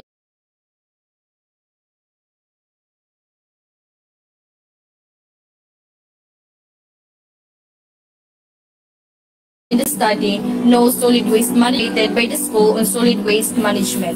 Paper and cartoons are the most common solid waste from the household. Respondents collected their waste by old buckets and waste baskets and emptied their waste once a day in public trash cans. But still, waste is because of a lack of trash can, too many waste to segregate, lack among the problems that exist in school. They agreed on the importance of recycling and agreed to undergo solid waste recycling. If a recycling program would be set up in school, the respondents are willing to separate bags for collection purposes to support a fair and better environment and to prevent natural disasters such as flash floods. What is the level of awareness of the respondents on the environment impacts on solid waste management? Findings show that students are aware of the environmental impacts of solid waste, especially waste on roads, lands, or public area, and that flowing water that is present around public waste bins or dumping land. Respondents are concerned about environmental pollution, the health impact of waste, and sustainable development. They are aware of major issues affecting the natural environment. Enough information is available about the environmental impacts of solid waste in your school, and most environmental issues in your school could be minimized if solid waste is managed properly. Respondents believe that the environment is much better 5 years ago. What is the percentage level of respondents on sustainable development in solid waste management? The finding shows that respondents are aware of sustainable development. It encouraged them to conserve and enhance our resources by changing the manners in which we develop and use technologies. Solid waste management has an impact on sustainable development and should be developed in your school for sustainable development as well as environmental conservation. They are aware of their responsibility to contribute the sustainable development in their school, and they are satisfied with the school council waste collection processes. Conclusions and recommendations. Findings have shown that students have heard about solid waste management in school and have been educated on proper waste disposal. Although trash bins are visible in the vicinity and garbage collector regularly collected, problem on waste disposal is still evident because of lack of available trash cans, too many ways to segregate, lack of guidance and monitoring, and lack of garbage collector. Students are aware of the environmental and health impacts of solid waste. Respondents are concerned on major issues affecting natural environments and sustainable development if solid waste is not managed properly. They agree to have personal responsibility in sustainable development in school. Therefore, with current situation on solid waste management and sustainable development in SNHS, it is recommended that the school administration should invest additional trash cans in the school vicinity and additional MRF. Information campaign, programs, projects, and activities regarding proper waste disposal, segregation, recycling, and upcycling should be encouraged. Partnership among SSG, YESO, GPTA, stakeholders, local government units, and non-government units should be communicated. The researcher would recommend on further research to be conducted on solid waste management and proper waste disposal for additional knowledge and possible programs, projects, and interventions to be conducted to help in the sustainable development to alleviate issues on environmental footprints and health impact of improper waste disposal.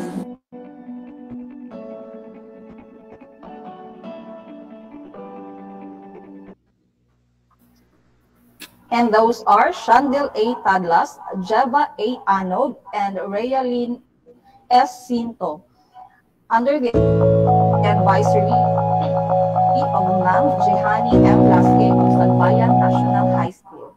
Sir Nico? Okay, thank you very much, Ma'am Fam, and congratulations to our researchers. Now, we would like to ask, what motivated or inspired management implementation? With the fact that we are facing a major global issue, which is the solid waste management. We researcher conduct this study to help the sustainable development, and also to have a to know also the level of awareness of the students in Sagbayan National High School, in order to have a um, to not to apply the proper waste disposal and segregation.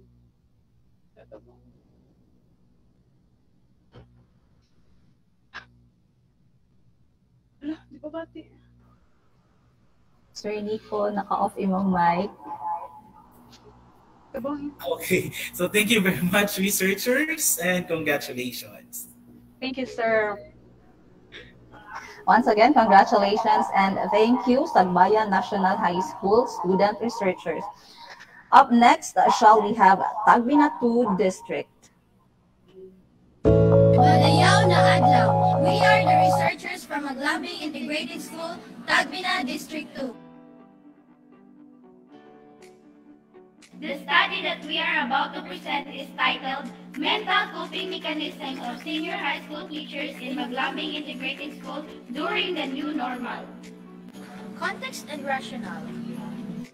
In the context of Maglambing Integrated School, the researchers noticed that not only the students are experiencing mental health issues during the distance learning, but also the teachers. Teachers were always busy preparing instructional materials along with the printing of self-learning modules, not to mention other tasks done such as checking of activity sheets and complying school reports.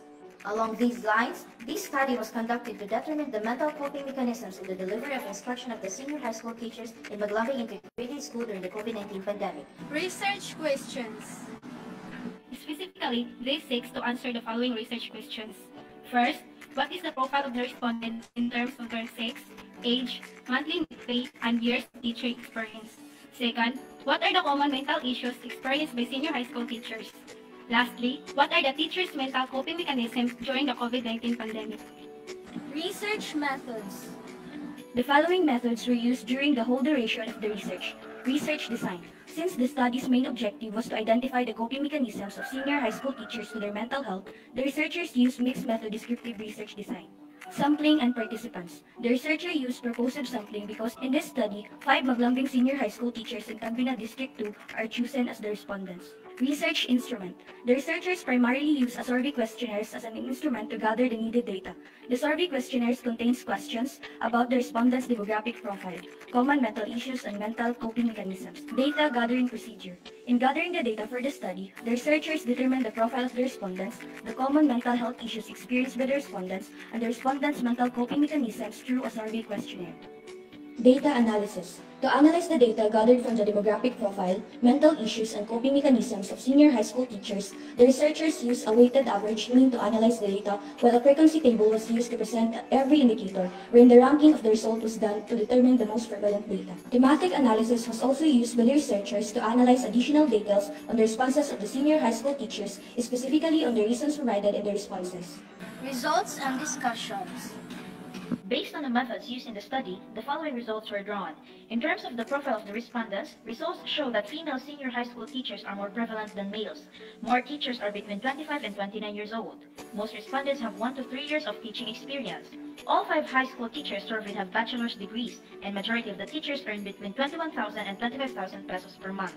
In terms of the common mental issues experienced by senior high school teachers, the graph shows that majority of the respondents answered multitasking as the most common stressor experienced during the distance learning delivery. On the other hand, stress resulted as the mental issue experienced by the respondents compared to anxiety. According to the respondents, the main cause of their stress is workload or time pressure by 57.1%, followed by low student motivation and discipline problems by 42.9%.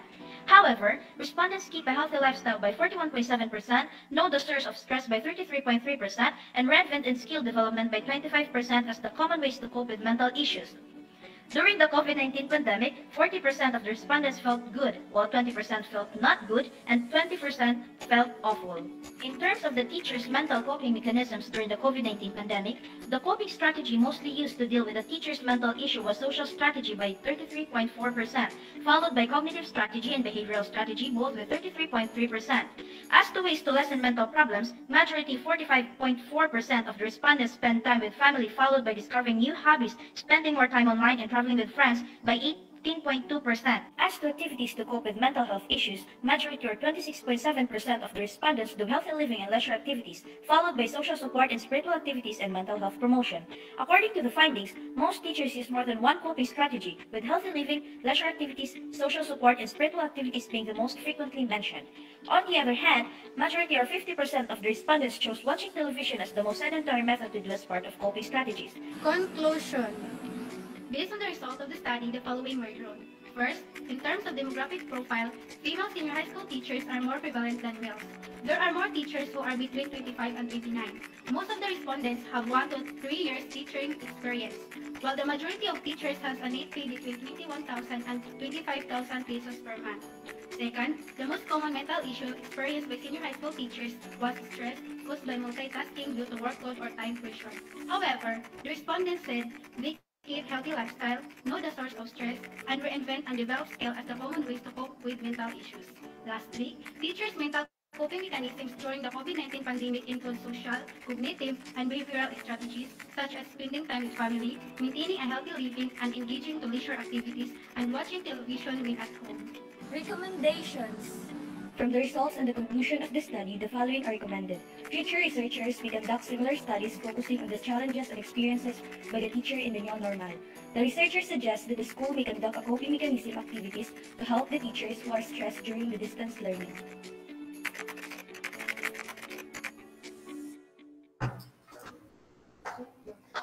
Thank you very much and congratulations, Maglambing Integrated School Student Researchers, Sherry Lou P. Mangin, Annalyn M. Lumaktod, and Stephanie L. Tagalog, of course, under the advisory of Ma'am Ria L. Petilo. Sir Nico. Thank you very much and congratulations. Okay, so congratulations to the researchers. Now, based on the findings of your study or your research, what will be your recommendations to the school administrators?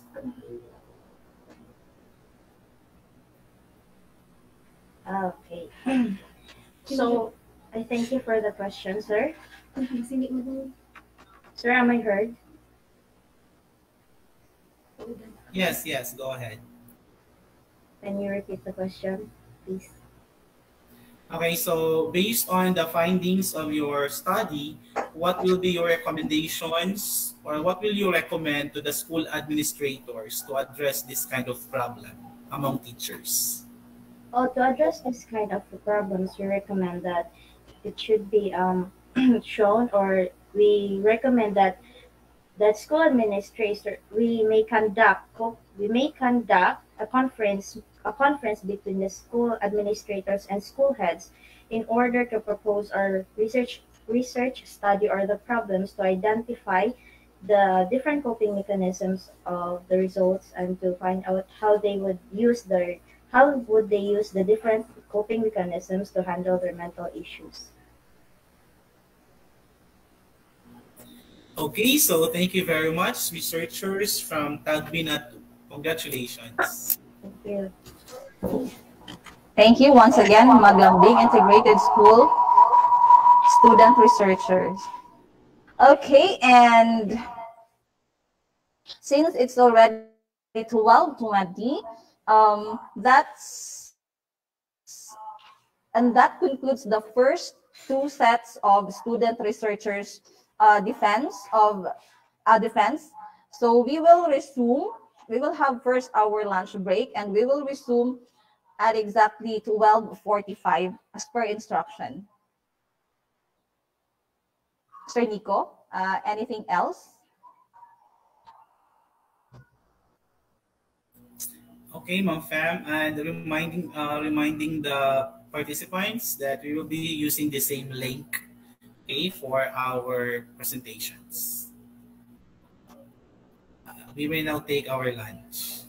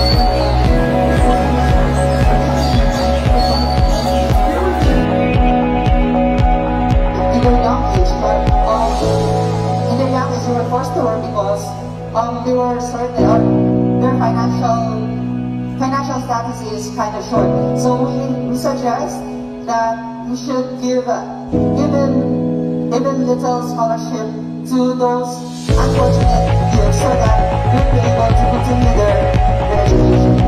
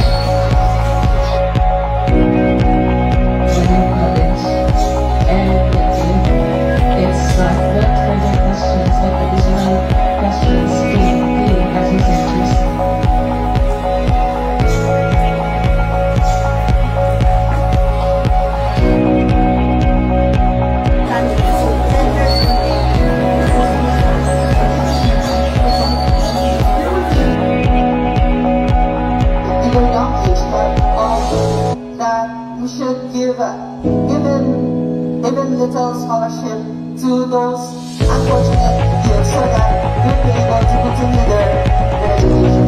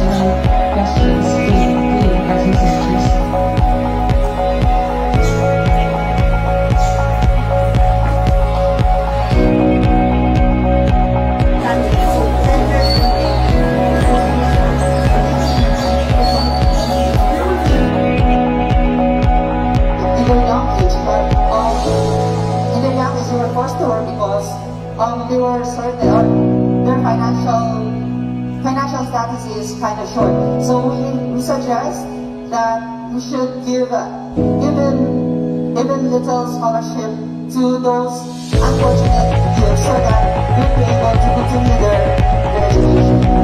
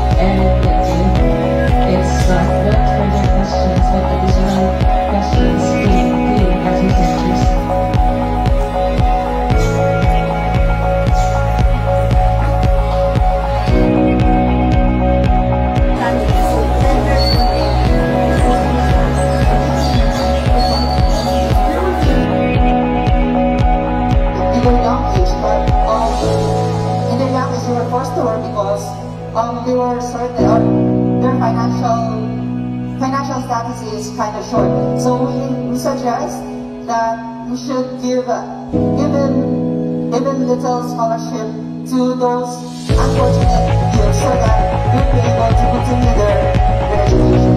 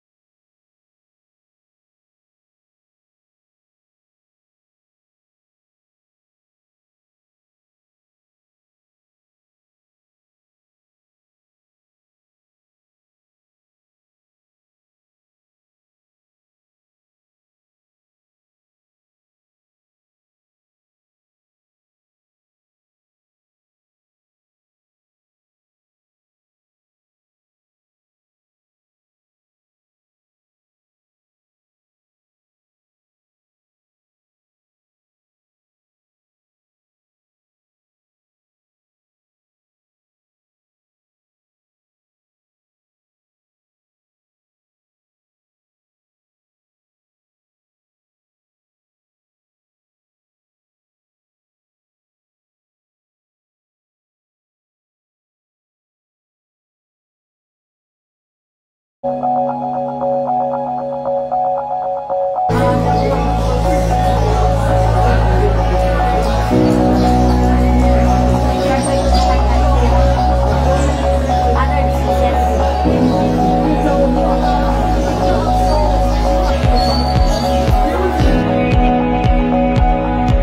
young age, but in their young age they were forced to work because they were certain or their financial status is kind of short. So we suggest that we should give even little scholarship to those unfortunate kids so that they'll be able to continue their education.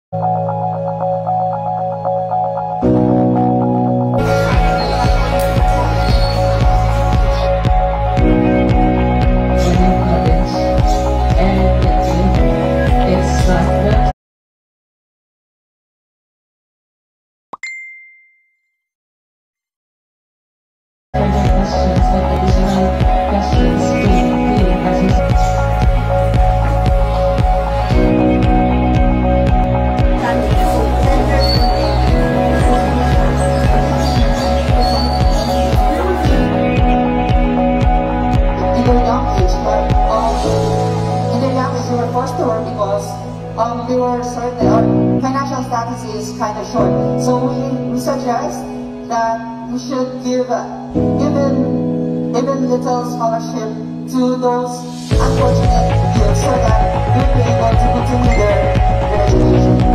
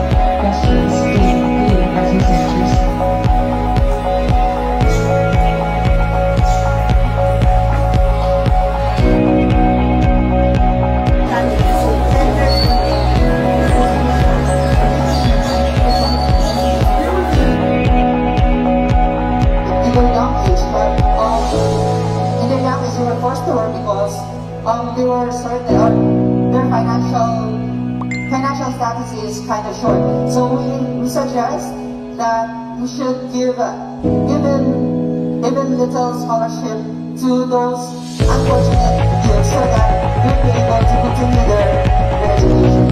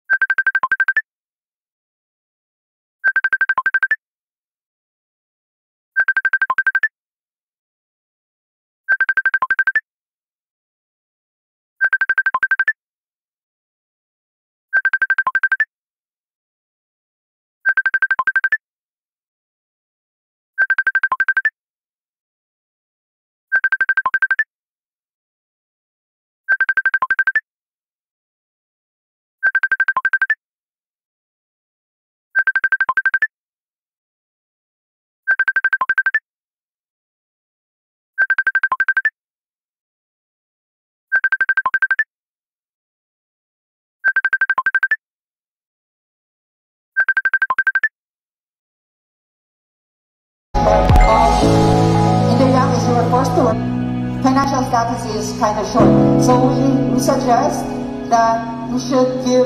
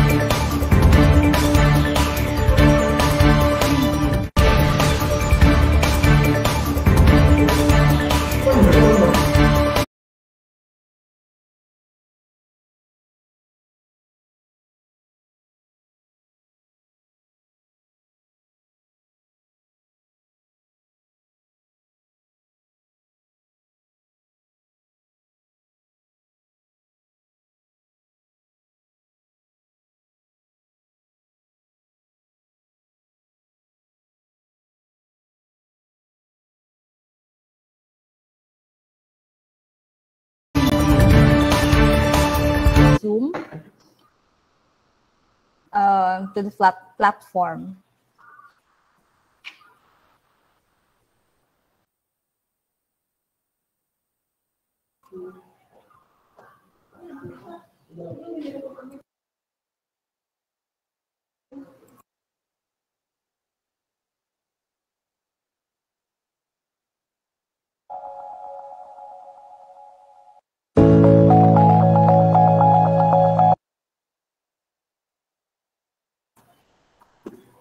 Again, at exactly 1, we will resume to the Senior High School Virtual Research Festival.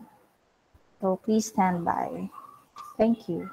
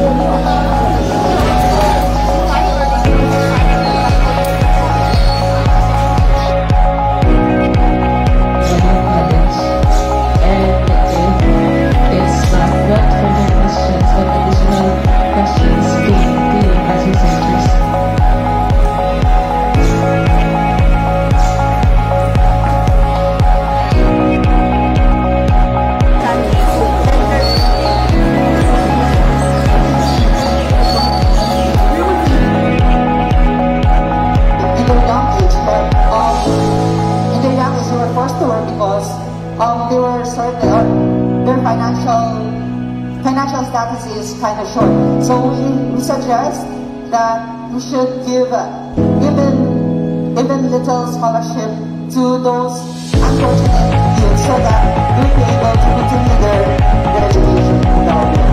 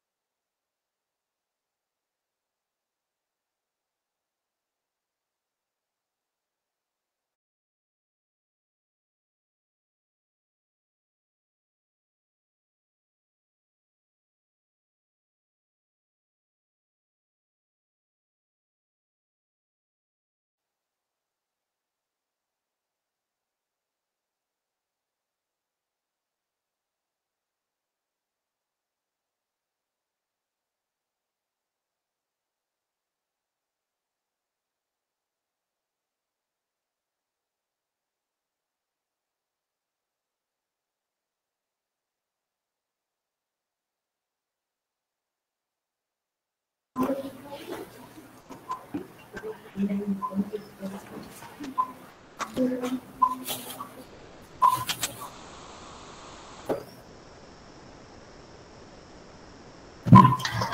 good afternoon, everyone. Welcome to the festival. I hope we had a good, or should I say, sumptuous lunch. And before we proceed to the continuation of our program, may I first have a roll call of the attendees. If your district is called, can we hear a clap, a virtual clap? Okay, or a clap, or any sound. Karaskal.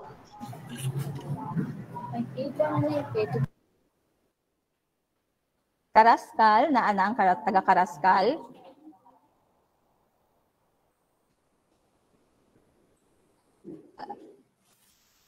Maybe later. Shall we have the Cantilan district? From Cantilan district.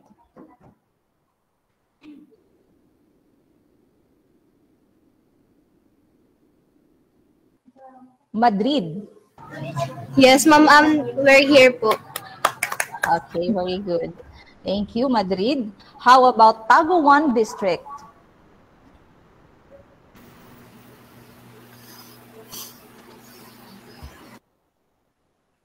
Nana ba ang taga Taguan district?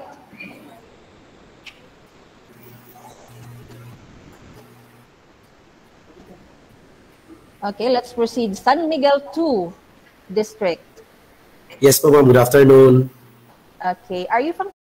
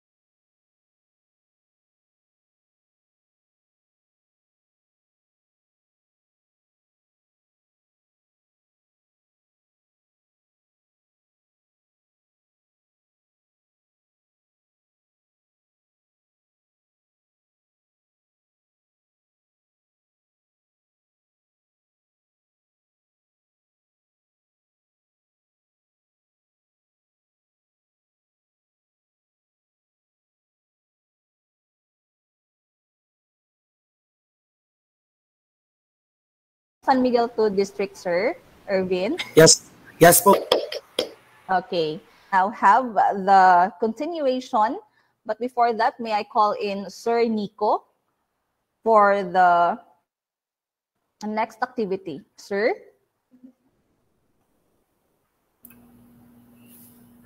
Okay, thank you very much, Ma'am Fem. Good afternoon once again to our student researchers, to the advisors, and everyone in the meet, and of course, our viewers in our Facebook Live. Okay, so before we will continue with the last set of our student researchers or the presentations of the researches of our students, we will have first our online quiz, and this is for our teachers in our meet, and of course teachers who are watching us live on Facebook. Okay, so we will be monitoring the comment section in our Facebook Live. You just write the letter only, the letter that corresponds to the correct answer.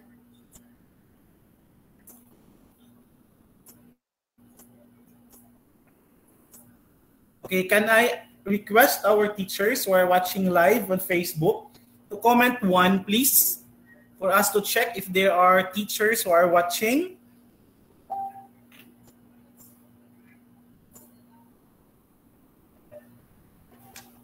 Again, teachers who are watching us live on Facebook, kindly comment one so that we will be able to check and monitor if we have teachers on Facebook. Okay, thank you very much. We have Ma'am Ivy Maluloy on, Sir Junel Ranyon, Ma'am Ria, and okay, there are many teachers already watching us on Facebook.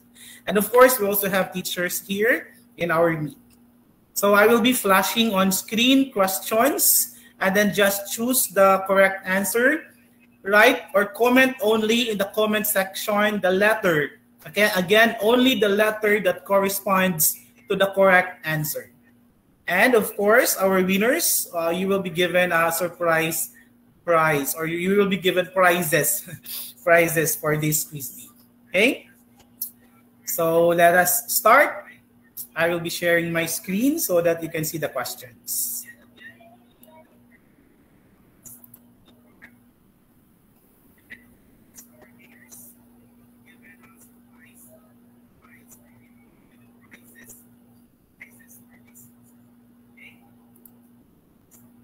Okay, for a while.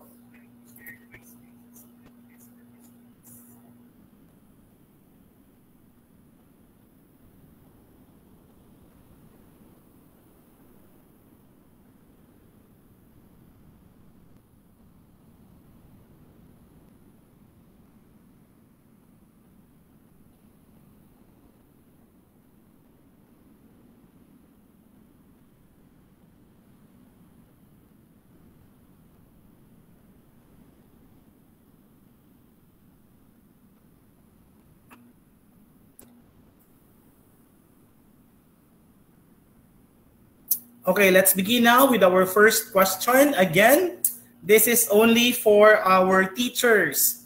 Students, you had your chance already this morning for the students category. So this time, we will give chance, of course, and an opportunity for our teachers to answer questions and to take part in this quiz. Okay, question number 1. It is a research design that focuses on describing the nature of a demographic segment of the study and emphasizes more on the what of the research subject rather than the why of the research study. A, experimental research. B, descriptive research. C, quasi-experimental. And D, narrative research. Go. Again, you only write your answer, the letter rather that corresponds to the correct answer.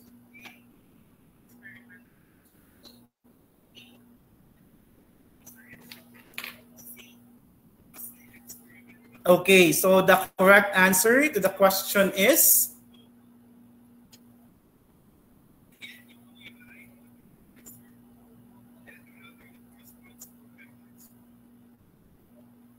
okay, so we can see responses in the comment section, and many answered letter B. And that is the correct answer. The correct answer is letter B, descriptive research. Okay, congratulations to the first one who gave the correct answer. Okay, let us proceed to the next question. You get ready with your phones.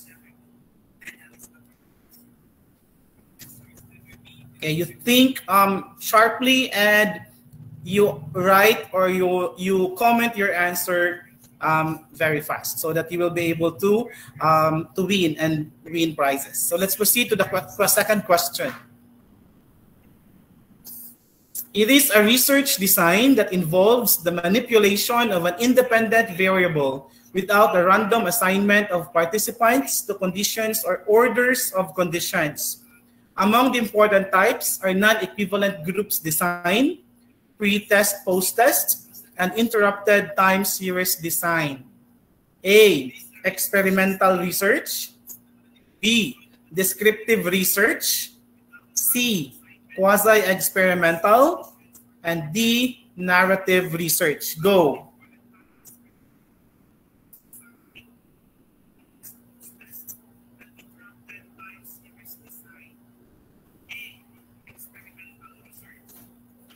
Okay, very good. So there are many who share their answer. And the correct answer is letter C. It's quasi-experimental research. Okay, the correct answer is letter C. It's quasi-experimental research. And the first one who gave the correct answer in the comment section is it's either Mr. or Miss Haji Luna.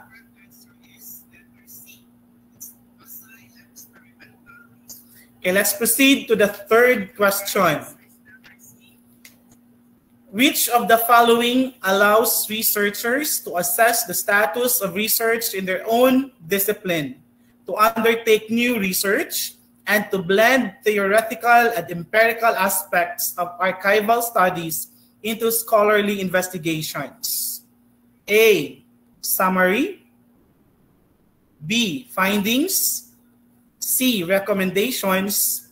And D, research design and execution. Again, which of the following allows researchers to assess the status of research in their own discipline, to undertake new research, and to blend theoretical and empirical aspects of archival studies into scholarly investigations? A, summary.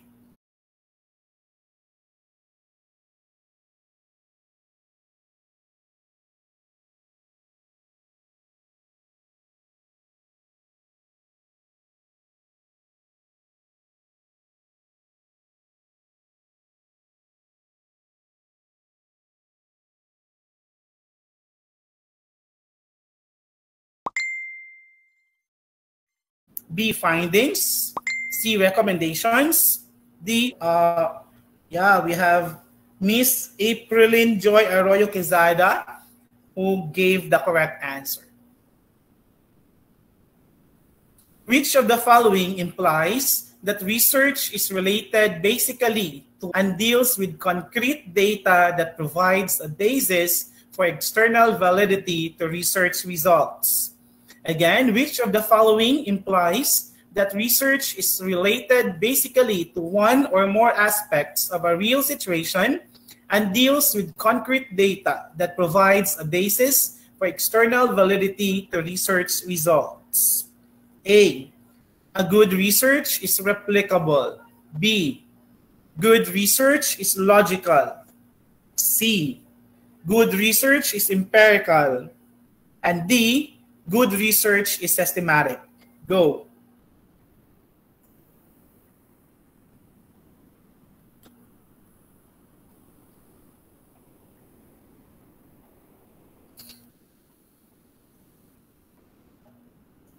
Okay, teachers, you comment now your answers or your answer. Okay, the correct answer for number 4 is letter C. Good research is empirical.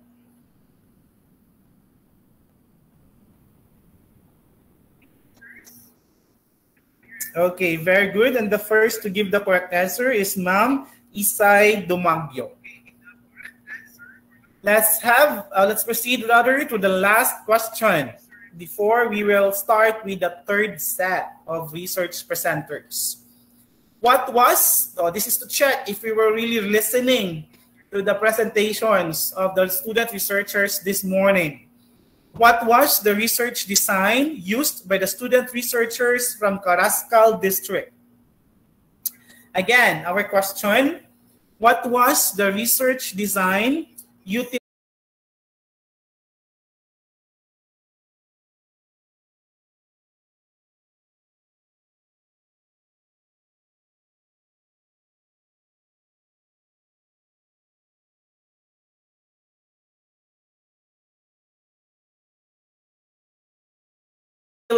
or used by the student researchers from qualitative research?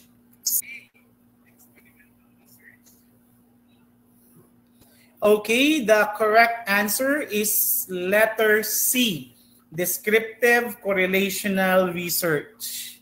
Okay, so let's check if the teachers are aware about that, of the research design applied or used by our researchers from Carrascal District. Okay, very good. So we have here letter D, Mr. Algin A. Parker. Okay, thank you very much, Mr. Algin A. Parker from Madrid National High School for participating.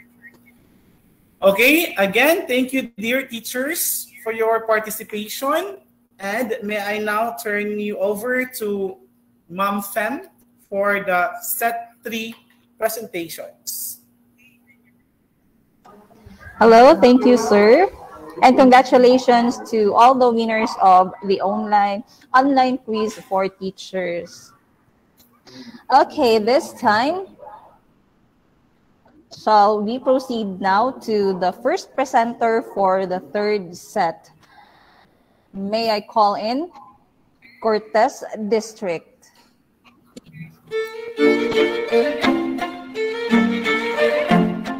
Physics, due to its dominant problem-solving nature, primarily attains itself as a difficult subject.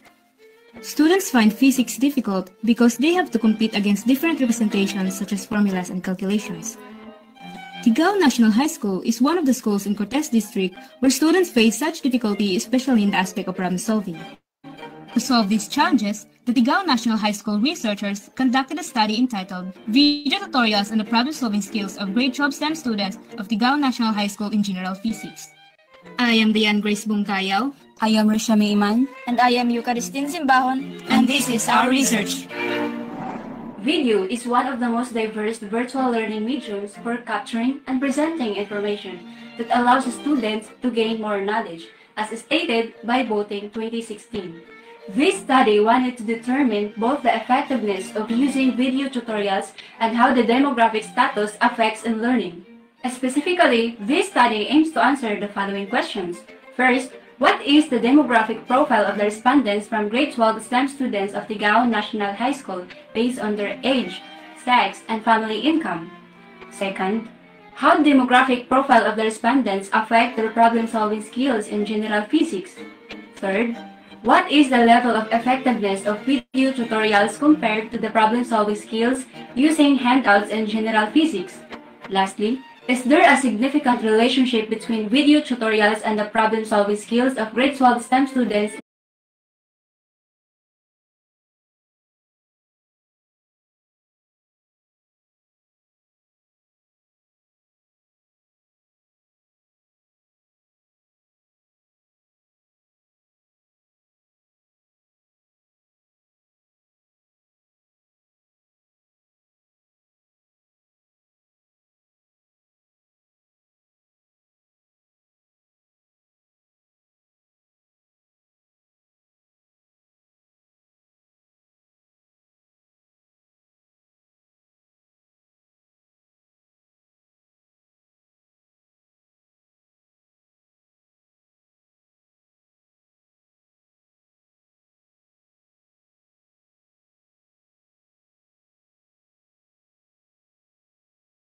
In general physics.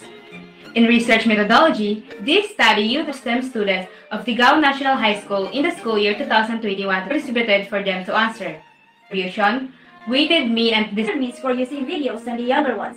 Based on their biological sex, it was observed that females obtained a higher mean score compared to males. While their family's monthly income, results show that respondents with greater family income has obtained a higher mean score than those with lower ones in answering the test. On the problem-solving test, it was revealed that students obtained a lower total score of 231 out of 300 while using the handouts than in utilizing the video that led them to a total score of 293 points.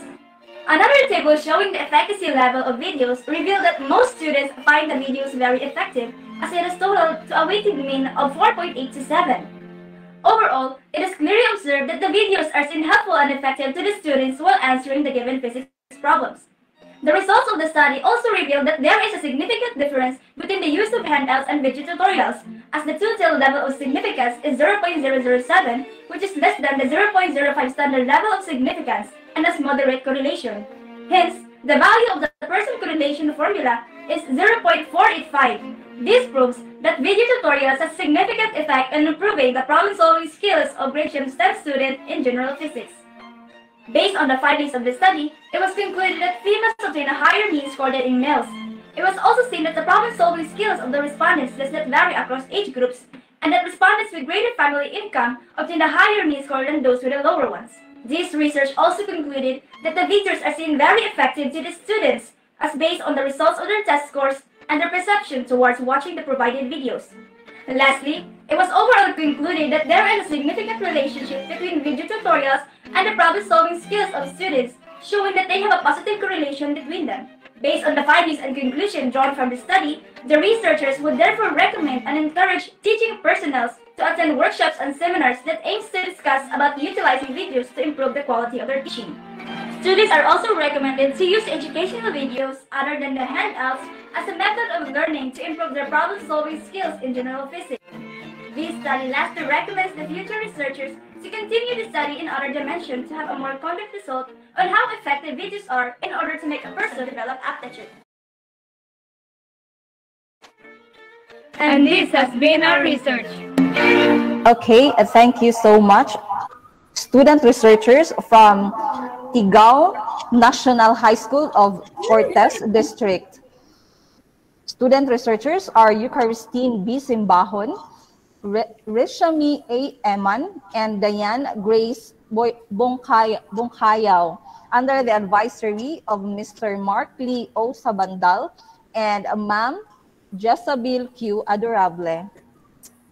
And this time, may I call in Sir Brian L. Arreo, Education Program Supervisor in Science, Surigao del Sur Division. Sir?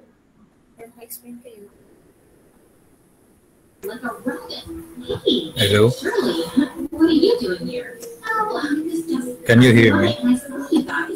Yes, sir. Yes, sir. Oh, yeah. But she's not telling me anything about you. I'm dying to know more. Tell me what. Okay, good afternoon, everybody. Good afternoon to the student researchers of Tigao National High School. So, this is just a few, just take it as constructive clinicking, right? This is not to really interrogate on the research, but just a sort of recommendation for the improvement of your study. You're in one of in the presentation of your results. I just wondered why you decided to have correlation between the video tutorials and the problem solving skills. So kindly tell me more about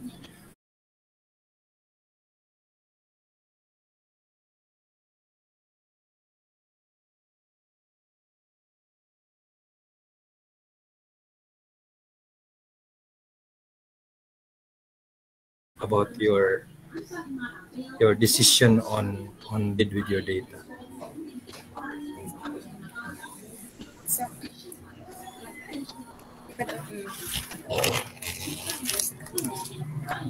Mabati, sir.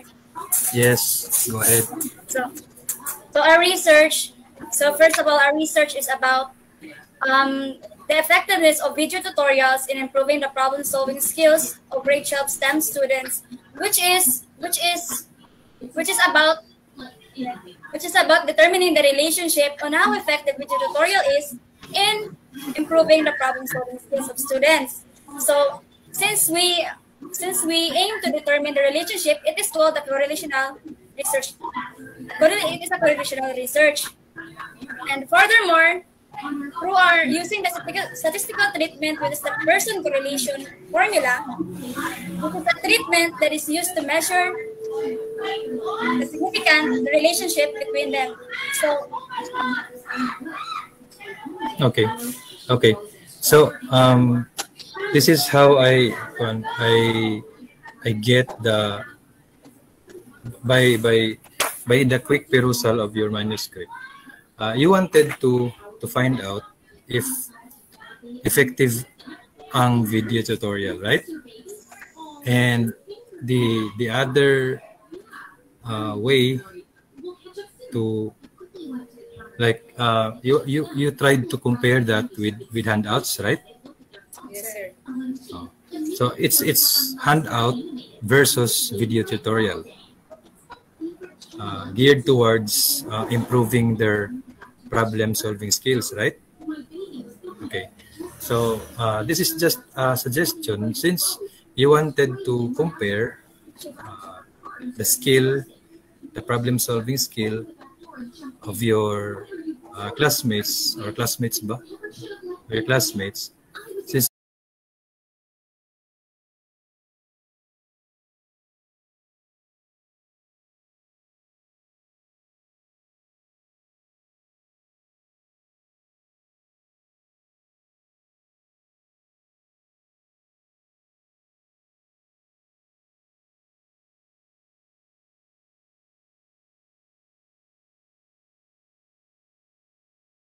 you wanted to find out if effective ang video tutorial, so that you will know by measuring their skills. Maybe you can give a test later, then you can compare, because I cannot agree with you if it is correlation. So again, this is just for future consideration. You might want to have another time for that data gathering para ma-measure yun ninyo. But nevertheless, congrats for venturing into this kind of study. Congratulations to Tigaw. Okay, thank you very much. Okay, thank you very much, Mr. Brian. Yes, researchers, do you have something to say?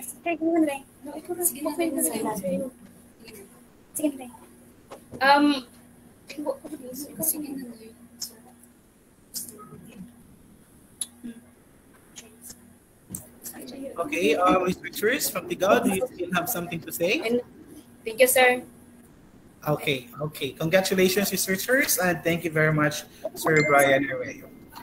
Up next are the student researchers from San Agustin District. This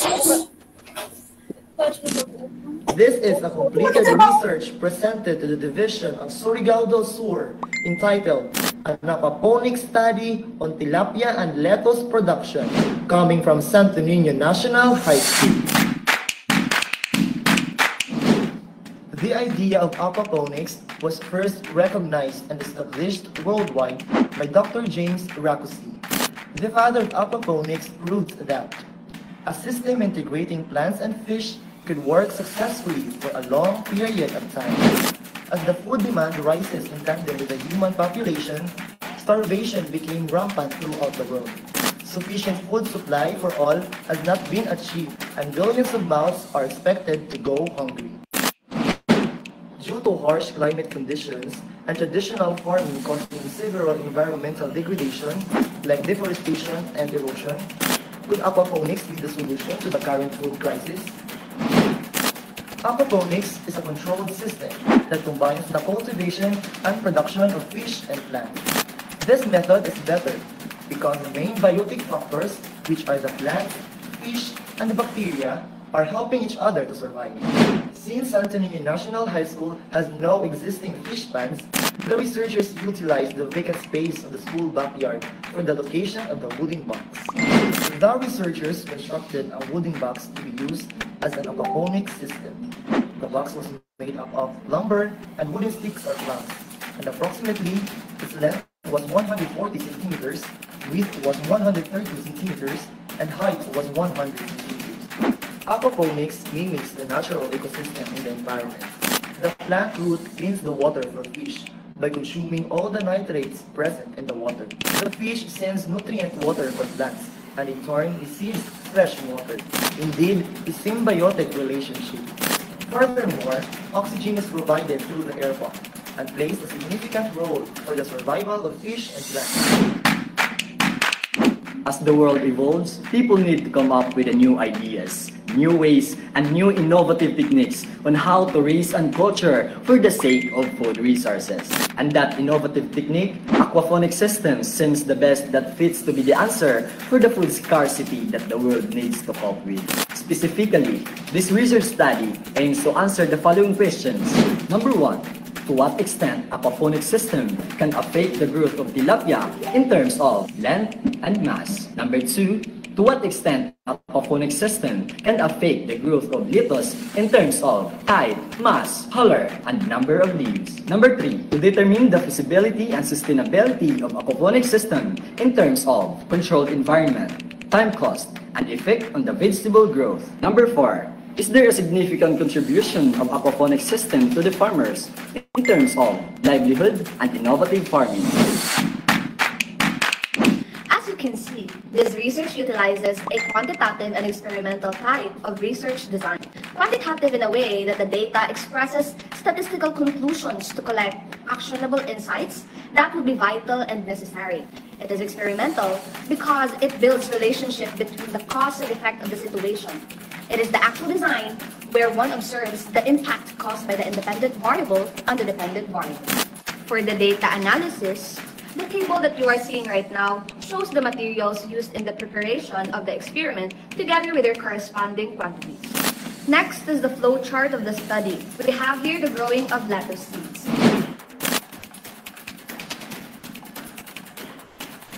So for preparing the wooden box for the aquaponic system, next in line is the transplanting of lettuce from the pot to the plastic bottles. Now, transferring the lettuce to an aquaponic system.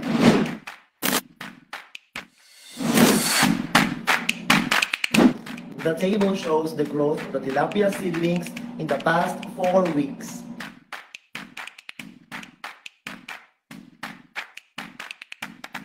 The table shows the growth of the lettuce in the past 4 weeks.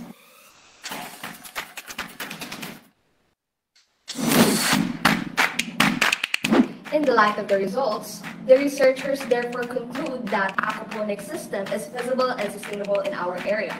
This study is highly recommended to the farmers, also to the consumers and community to be food independent and encourage recycling. To the aquaculture students for the continuation of the study. Lastly, to the future researchers to use this as reference or guide to further studies.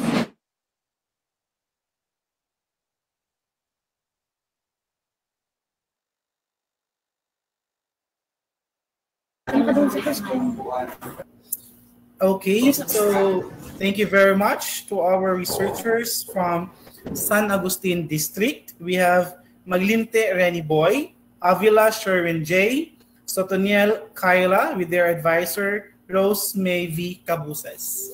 So let's welcome back again our apps in science, Mr. Brian Arroyo, for the question, sir.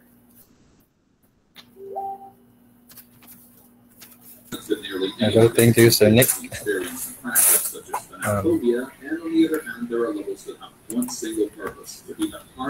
Hello, researchers from Santo Niño. Good afternoon, sir. Good afternoon, sir.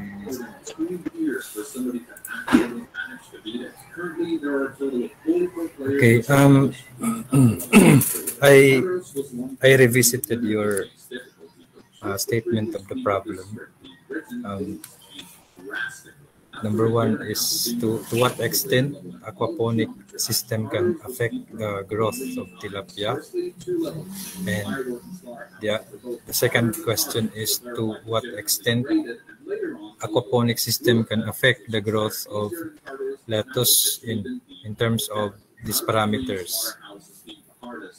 And you still have the third and fourth questions to determine the feasibility and sustainability of aquaponic system in terms of controlled environment, time and cost, effect on the vegetable growth, and number four, significant contributions of aquaponic to farmers' livelihood and innovative farming.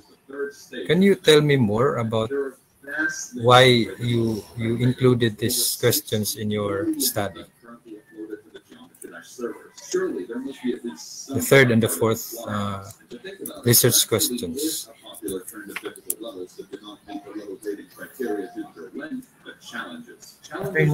Good afternoon, sir.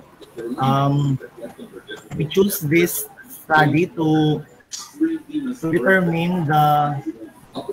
determine if it is feasible or sustainable here in our area, and to help also the farmers in our area to adopt in this alternative way of farming, because this is cost effective and at the same time eco-friendly. And in addition to the answer, sir, our main factor why we conducted this study, because we want to help local community, because as the inflation is running rampant, people need to come up with a new idea, new alternative and innovative ways to mitigate the burden of the increasing prices due to inflation. And that is why we are very tremendously motivated, because we believe that aquaponics is the one that is alternative and innovative, that could help us to survive with this increasing price due to inflation. Okay, it's good to hear about your tremendous motivation. I really appreciate, of course, the direction of the study, but this is just a piece of advice. No, maybe you can consider deleting the third and the fourth questions as of the moment, no? One at a time, in order not to complicate the study. So one at a time, you investigate first on the effect of your aquaponic system to the plant and to the tilapia. And when you state your recommendations, do not right away recommend to farmers. Do not right away recommend to things larger than life. No, kumbaga, the recommendation would be in the context of future researches, because for now you have laid an information that it's promising that there is a positive impact of your investigation on the aquaponics, looking into the parameters of the tilapia and the lettuce. So I would appreciate if you narrow it down to those parameters, to those data, not beyond. You recommend right away to higher platforms of, no? But then again, because you said it's tremendous motivation, but in the context of research, we should be mindful of the scope investigation.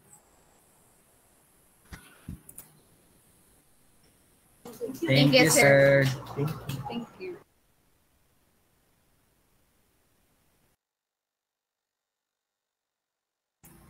Sir Nick, I'm done.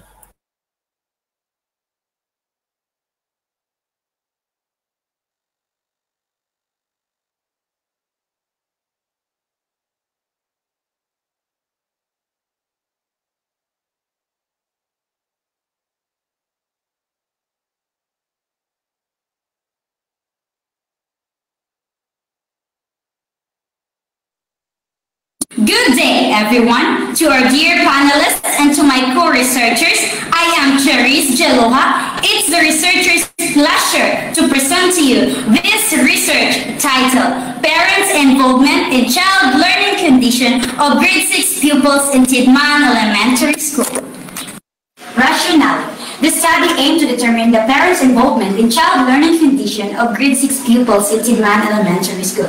The study conducted to determine the involvement of the parents in the learning condition of their child. The variables were investigated using a descriptive survey method with the aid of our researchers made questionnaires. These were used in analyzing the involvement of the parents in the learning conditions of their children. The data were calculated with ANOVA. The researchers wanted to investigate if the parents' involvement had the most significant effect to the learning condition of their children.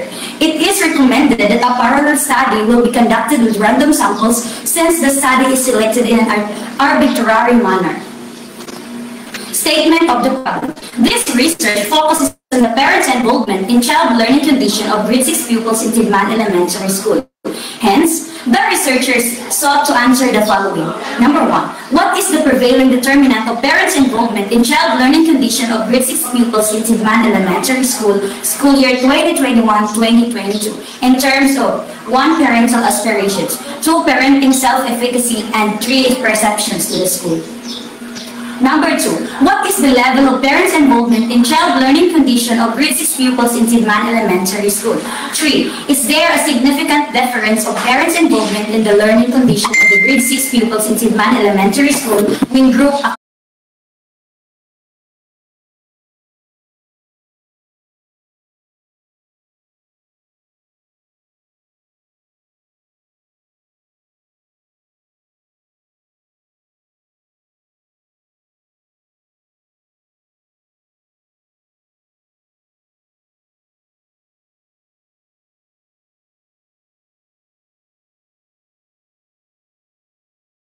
according to age and economic? It determined the strength and direction of the relationship between two variables. The descriptive research is a method that describes the characteristics of the variables under study.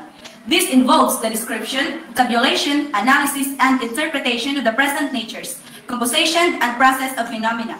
This was done to have reliable data, especially on the information of parents' involvement in child learning conditions of grade 6 pupils, Marianne 2019.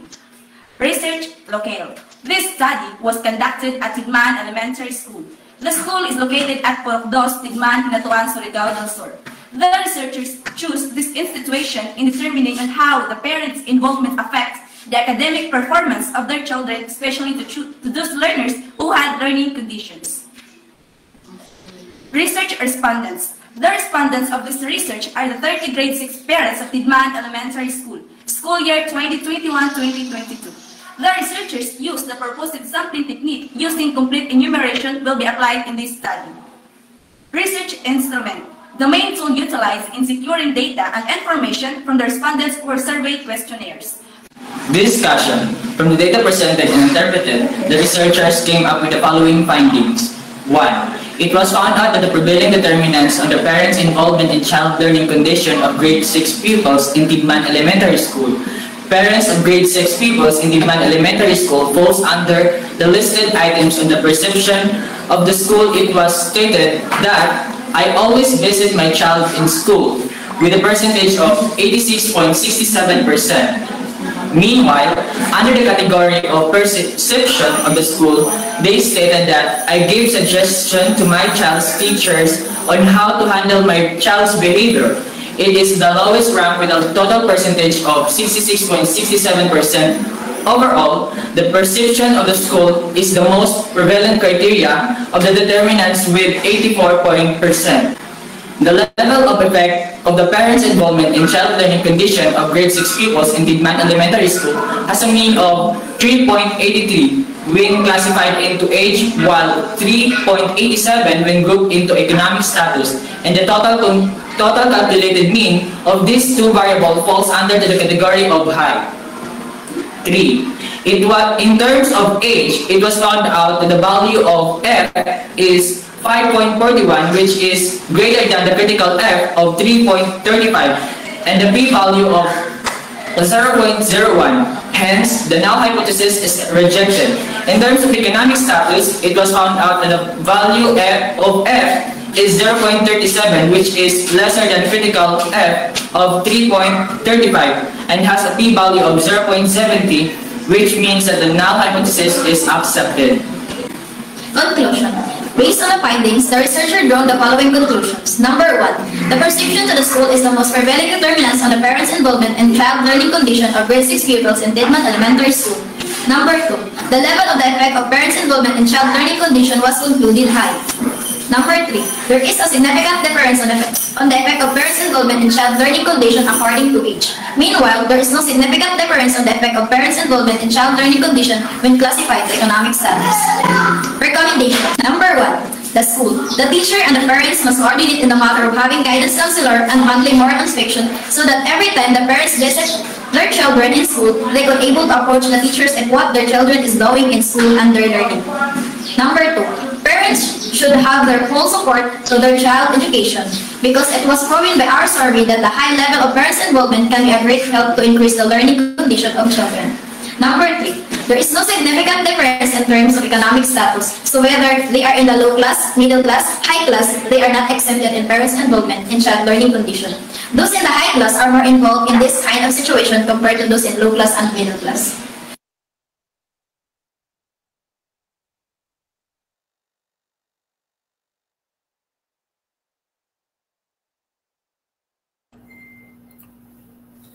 Okay, so thank you very much, our student researchers from Inatuan South District.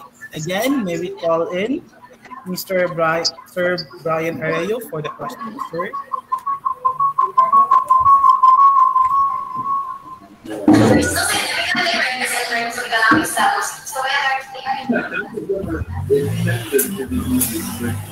Okay, good afternoon, researchers from Inatuan South. Good afternoon, sir.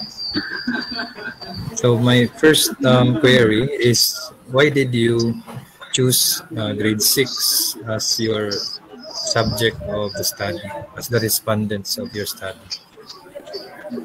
Thank you, sir. So we choose grade 6 pupils because the researchers observed in grade 7 students that they have a low performance in terms of academic.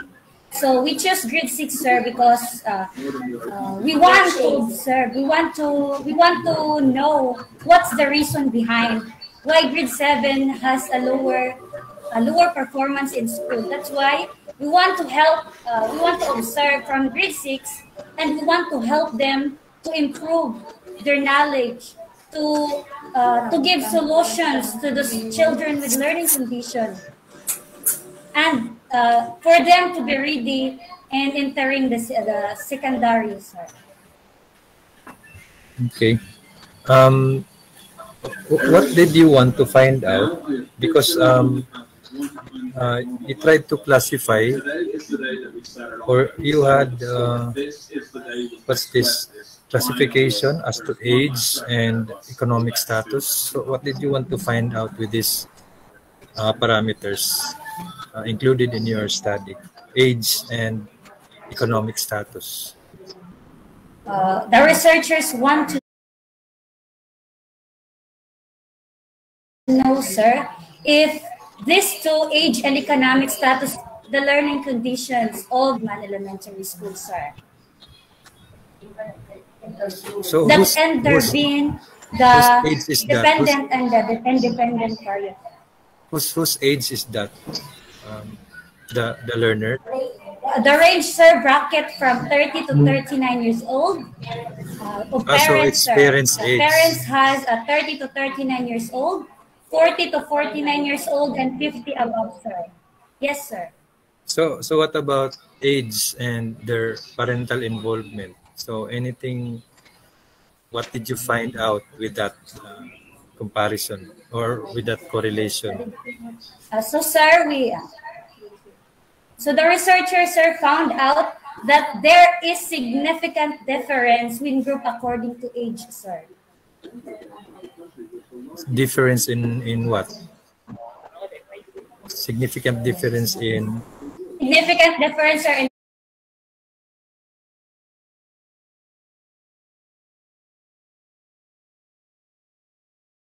parents' involvement in child learning condition of grade 6 pupils in Sidman Elementary. How about the other one? The bracket. Economic status. Economic status, sir. So we want to, in economic status, sir, the researchers found out, according to our survey, sir, that economic status there is no significant difference in parents' involvement in child learning.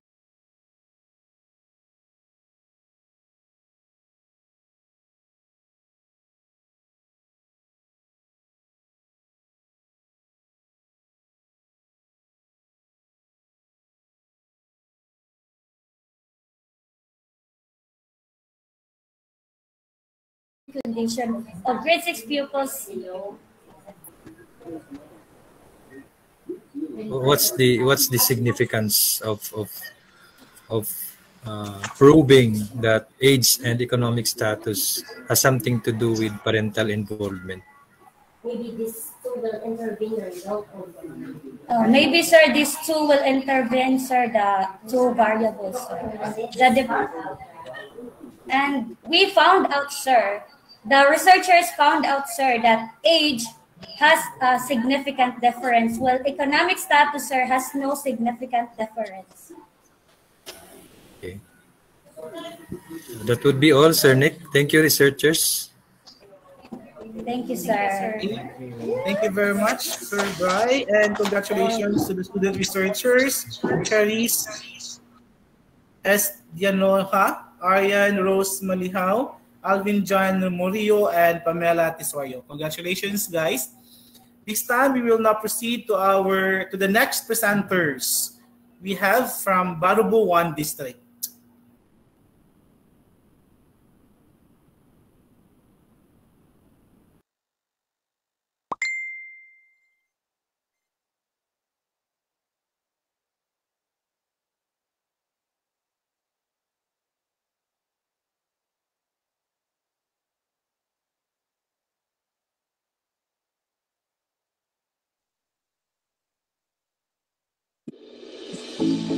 A pleasant day to all teachers, students, and panelists in this first Division Virtual Research Festival. We are the students of Science, Technology, Engineering, and Mathematics of Barobo National High School, representing Barobo District 1. At this moment, we present our study entitled Utilization of Rice Husk Biochar and Cuttlebone Powder as an Alternative Fertilizer for Chinese White Stem Cabbage, Brassica rapachinense. For the objectives of the study, in general, it aims to evaluate the viability of rice husk biochar and cuttlebone powder as an alternative fertilizer for Chinese white stem cabbage, Brassica rapachinense. Specific objectives. 1. To analyze the nutritional contents of the formulated fertilizers from the rice husk biochar and cuttlebone powder. 2. To determine the growth rate of the Chinese white stem cabbage fertilized with rice husk biochar and cuttlebone powder. 3. To compare the growth rate of the Chinese white stem cabbages applied with different treatments. Materials and methods. For the formulation of experimental fertilizers, rice husk and cuttlebone were utilized for the present experimentation. The rice husk collected has undergone pyrolysis to produce char or biochar by partially burning it at 250 to 300 degrees Celsius for 8 hours. The cuttlebone collected was sun-dried until excess moisture on its surface evaporated. After drying, the cattle bones will be powdered using mortar and pestle. Hence, rice husk biochar and powdered cattle bone were used for the formulation of fertilizers following the treatments of the study. There are 6 grams of formulated fertilizers used in treatments 1 through 5. For every treatment, there are 3 replicates. Hence, each replicate will have 2 grams of formulated fertilizers. Experimental design using complete randomized design was used in the study using the following treatments. Treatment number 1, treated with 50% rice husk biochar plus 50% cattle bone powder. Treatment number 2, treated with 75% rice husk biochar plus 25% cattle bone powder. Treatment number 3, treated with 100% rice husk biochar. Treatment number 4, treated with 100% cattle bone powder. Treatment number 5, treated with 100% NPK fertilizer or the commercial fertilizer. Lastly, treatment number 6, untreated and will serve as the negative control of the study. From the data collected, the researchers drawn these following results. The growth rate of the petri plant was determined through the measurement of the following morphological characteristics: plant height, leaf length, and leaf width. In Table 2, which measures the growth rate of the plant height, it was determined that the highest average growth rate among the treatments was treatment 3 with an average of 0.73 centimeters. In Table 3, it is shown that the highest growth rate in terms of leaf length is treatment 2 with an average growth rate of 0.30 centimeters. The data presented in Table 4 are the average leaf width growth rate of the petri plant in different treatments. It shows that the highest growth rate in terms of leaf width among the different treatments is treatment 3 with an average of 0.25 centimeters. In order to determine the significant difference of the initial and final plant height, leaf length, and leaf width, t-test was done. In Table 5, the highest plant height difference is seen in treatment 1. In Table 6, the highest leaf length difference is observed in treatment 5. Meanwhile, results shown in Table 7, leaf width difference, revealed that the highest among the treatments is shown in treatment 1. Conclusion and recommendation. The results of this study revealed that the fertilizers formulated from rice husk biochar and cuttlebone powder are effective for the growth of Chinese white stem cabbage in the vegetative stage of their growth development. All treatments showed good growth rate. However, the highest plant height growth rate was shown in treatment 3, which was treated with 100% rice husk biochar. The highest leaf length growth rate was observed in treatment 2, applied with 75% rice husk biochar and 25% cuttlebone powder. The highest leaf width was observed in treatment 3, applied with 100% rice husk biochar. Therefore, the researchers conclude that rice husk biochar is an ideal fertilizer for Chinese white stem cabbage. It is recommended that the observation of the growth rate using the mixture of rice husk biochar and cuttlebone powder will be conducted until harvesting.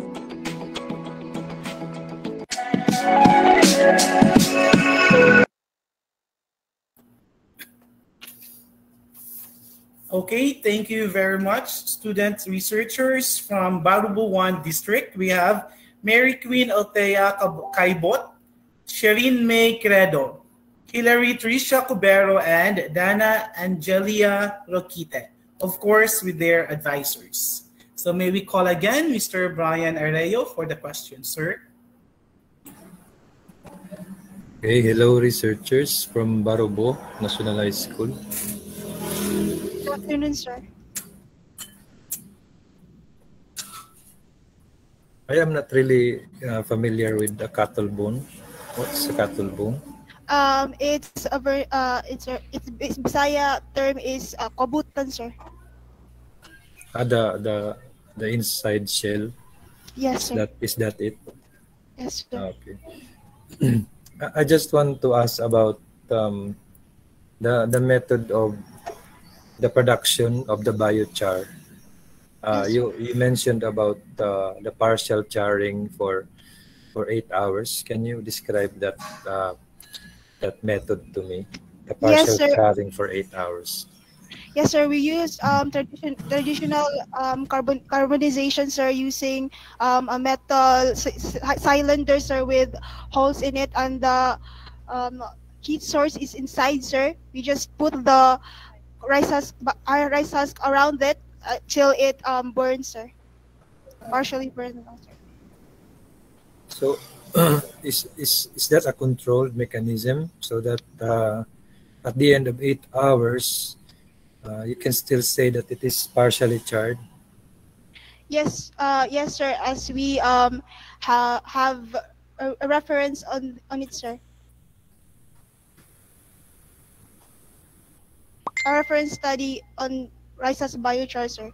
So, how do you compare that to rice hulls being burned alongside streets overnight, like, di ba, kanang from rice mills, they just dump it and then they burn it. Is that a different way of charring than the manner you used in the study?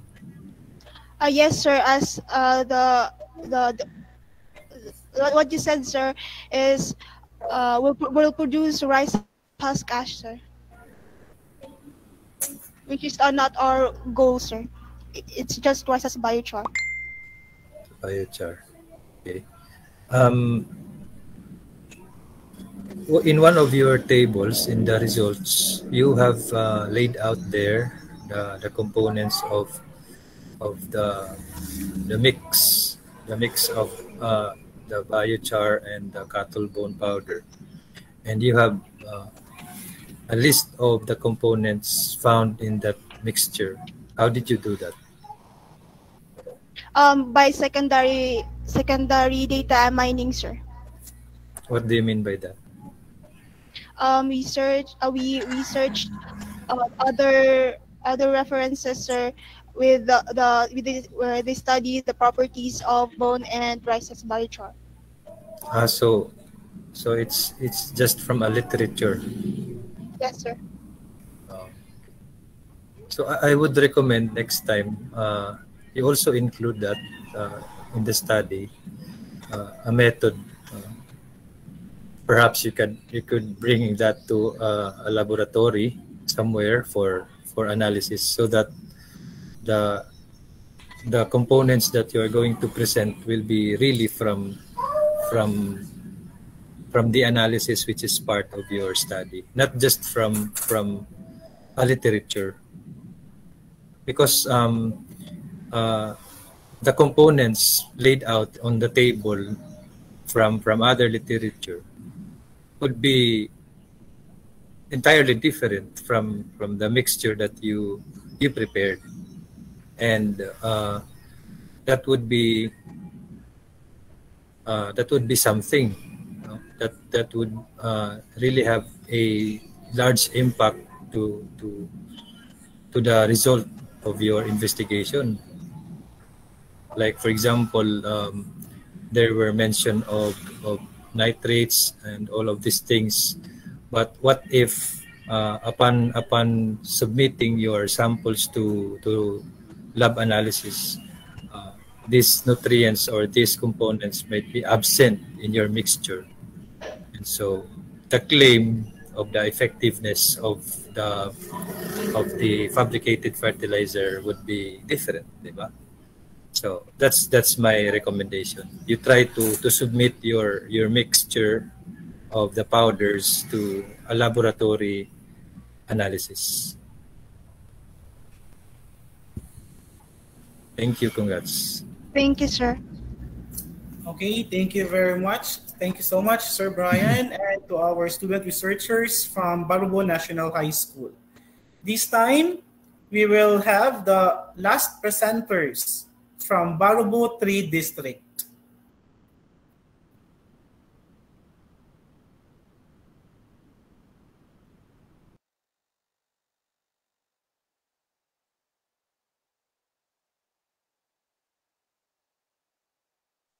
Good morning, research enthusiasts.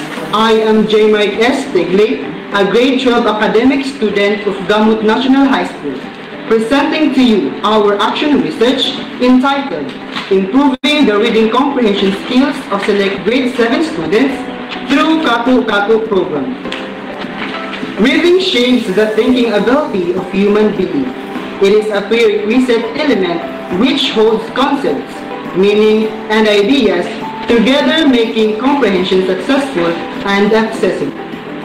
Based on the pretest of the current school year, grade 7 learners has the highest number of frustration level compared to the other grade level, in which 19 out of 77 or 24.67% are in independent level, 54.54% in the instructional level, 20.78% in the frustration level.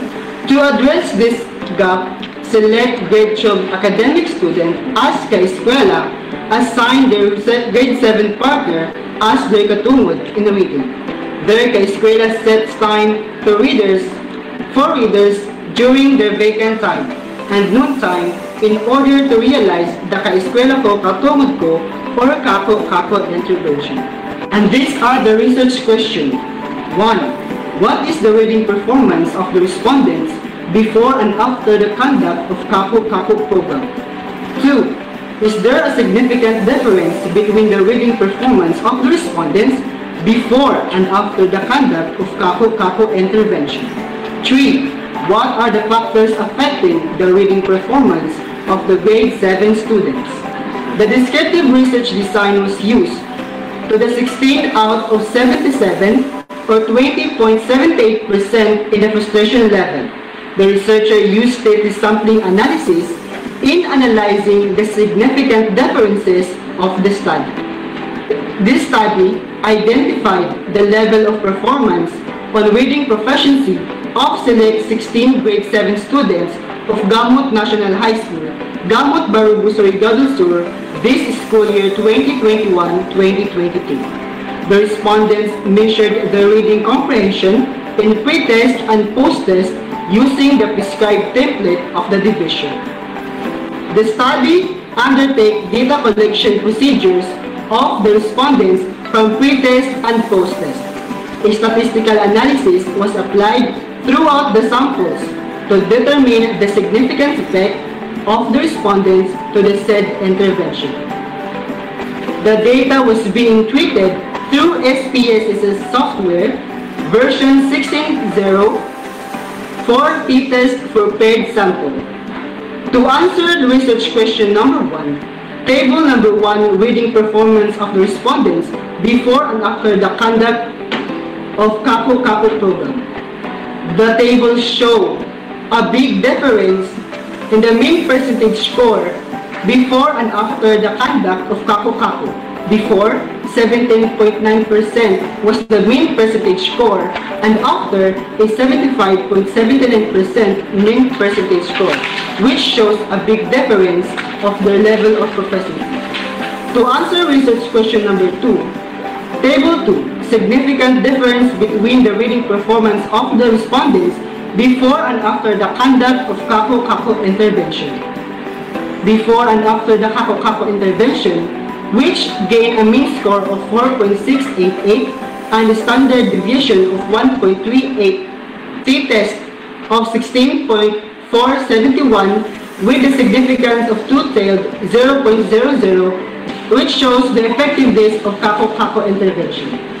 To answer research question 3, Table 3, factors affecting the reading performance of the respondent. In the table, lack of reading materials at home and influence of the gadgets and other social media are the common factor affecting the reading performance of the respondents, which has the frequency percentage of 68.75 and 62.50. Less frequency percentage for poor support of the parents and the community and malnutrition, which has 12.50 frequency percentage and 18.75.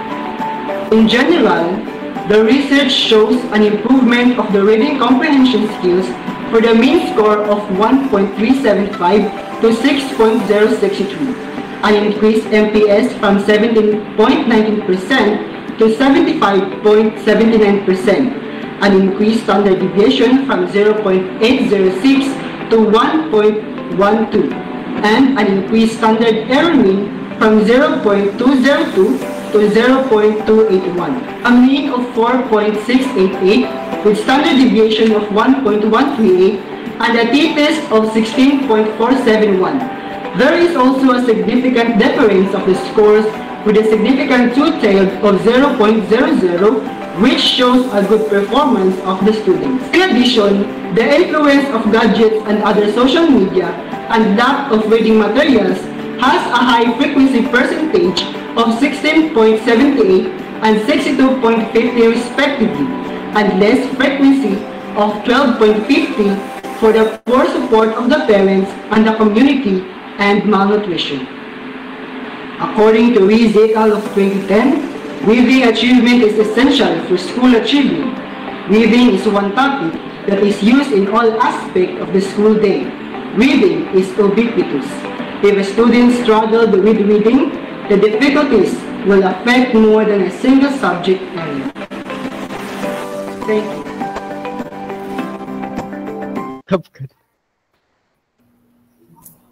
Thank you very much, researchers from Barobo 3 District. We have J. Mark S. Tigle, Eman Moreno, Regine Doriga, and Regine A. Serna from Gamut National High School. This time, may we call in again Mr. Brian Arroyo for the question, sir.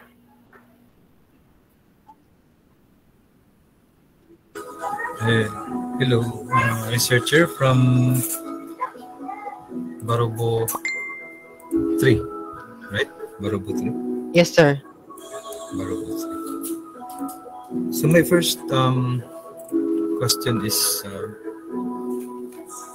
what's the significance of, what's the relevance of the term kaku-kaku in your community there, in your school community?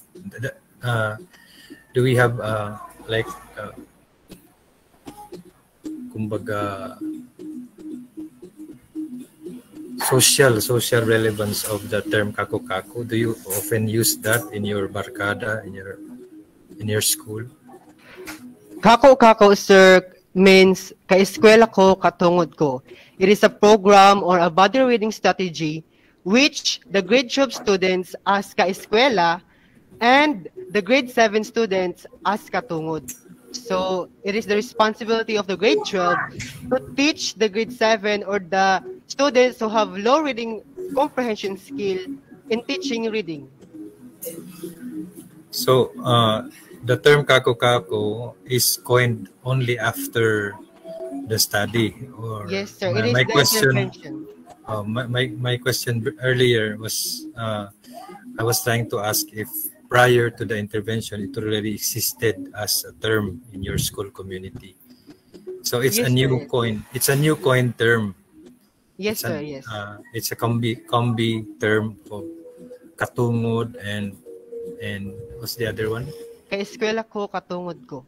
Ka-eskwela, katungod. Yes, sir. My schoolmates, my responsibility. Okay. So, as I browsed your manuscript, I was not able to come across with the duration of your implementation of kaku-kaku. Could you tell me more about the method of the implementation of kaku-kaku? Yes. For how long did you do it? Well, we conduct it on a week, but it only conducted 3 days. So, however, it is whole day, sir, whole day intervention. So, the researcher used the instructional reading materials, which entitled The Brain, and the 16 students of grade 7 students who have low reading comprehension skills was assigned by the ka-eskwela or those grade 12 students. So they are assigned by the grade 12 students as their body reading. Okay. So my suggestion for improvement will be you try to benchmark other literature on, especially on the duration of of studies like this, no? Yes, sir. Because I won't be convinced that in just 3 days you will be able to conclude right away that there is an impact to that intervention, even if you tell me it's whole day, no?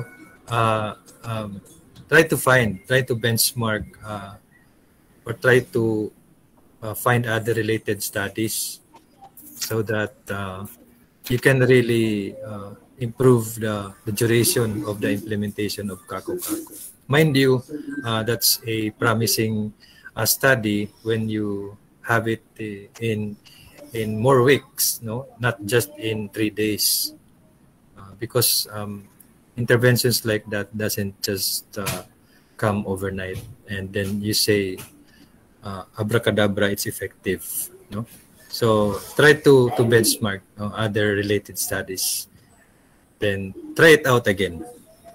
Okay, but congrats, because you are showing concern for your schoolmates who are struggling. Yes, sir. Thank you, sir. Okay, thank you very much, Sir Brian, for that noteworthy comments and suggestions. And congratulations to our student researchers and the advisors from Barobo 3 District.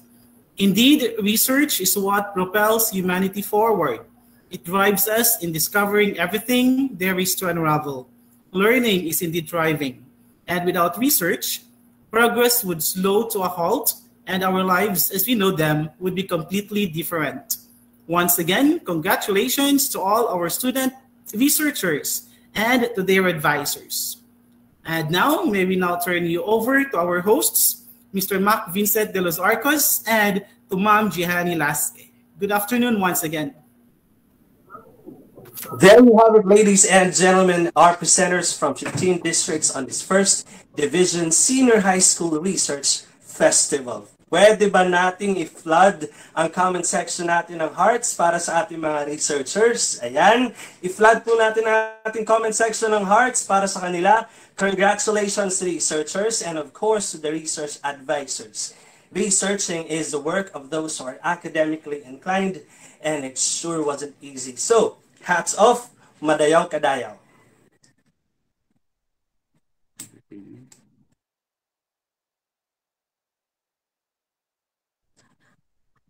Yeah, that's a sure thing. It's madayaw kadayaw. Kudos, researchers. Again, we shall hear some comments and insights from our FB Live viewers. What are your thoughts about the presentation? Please feel free to comment down below. Yes, while you are scribbling your comments in the comment section to hype up the afternoon mood, please welcome Cantila National High School for an entertainment number.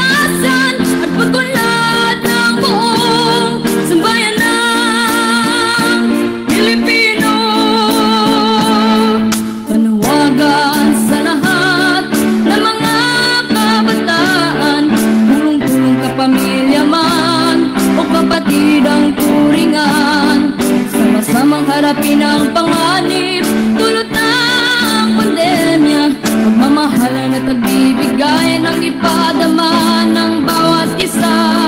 Ngayon na kabataan, buksan ang pito ng kasalukuyan. Sama-samang asay ng isip sa iba't ibang larangan. Hanapin ang bukas na puno ng pagkakaisa at pagbabago. Tayo may pagmamalaki ng ating kapwa Pilipino. Kailangan nating pagyamanin sa isip, puso at damdamin. Magagandang asal at pagbangon mula sa kahirapan. Lagi natin pagkatatandaan, disiplinadong Pilipino ay isang hiyas at pagyamanin. Mga matay ating imulat, buksan ating puso at sa ating isip ay malasin. Ang buhay ng bayan sumubok sa lagim, may pangalamang maganda nating mitin. Manawagan sa lahat ng mga kabataan, tulong-tulong kapamilya man o kapatid ang turingan. Sama-samang harapin ang panganib, dulot ng pandemya. Mamahalan at pagbibigayan ang ipadama ng bawat isa. Tayo na kabataan, buksan ang pito ng kasalukuyan. Sama-samang asar ng isip sa iba't ibang larangan. Hanapin ang bukas na puno ng pagkakaisa at pagbabago. Tayo may pagmamalaki ng ating kapwa Pilipino.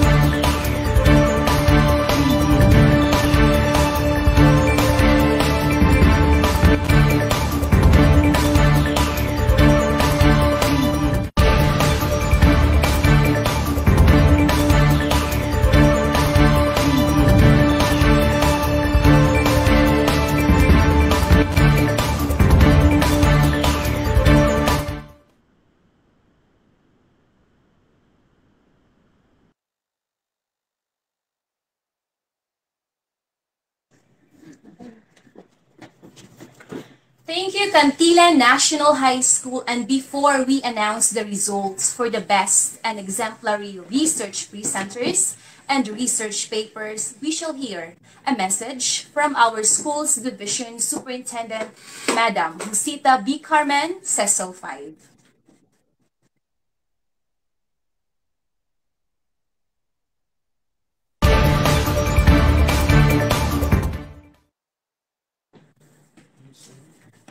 Congratulations to all the 15 districts who participated in this activity. I have high hopes that the other districts will also be joining us in the next opportunity. I think that we should all realize that now the only reforms that we are going to make, the only innovations that we are going to make are based on evidence, and that is done through research. So we cannot overemphasize the importance of research now because it is really the name of the game. Our innovations, all the policies that we are supposed to make are grounded on research. And I hope that this new generation of our graduates, the senior high school graduates that we have, will be more research-oriented, will have a research mindset. Unlike the previous generation, where during my time, it was not so much emphasized. So this is an opportunity for you, my dear researchers, that you are already exposed to research when you enter college. Even the world of advertisement is always in need of people who are research-oriented. Lahat ng mga ginagawa ay always based on research. So my congratulations to our senior high school research coordinator, Ms. Liza, to all the districts and the schools who really took time to join in this activity. Madayo na adlaw to everyone.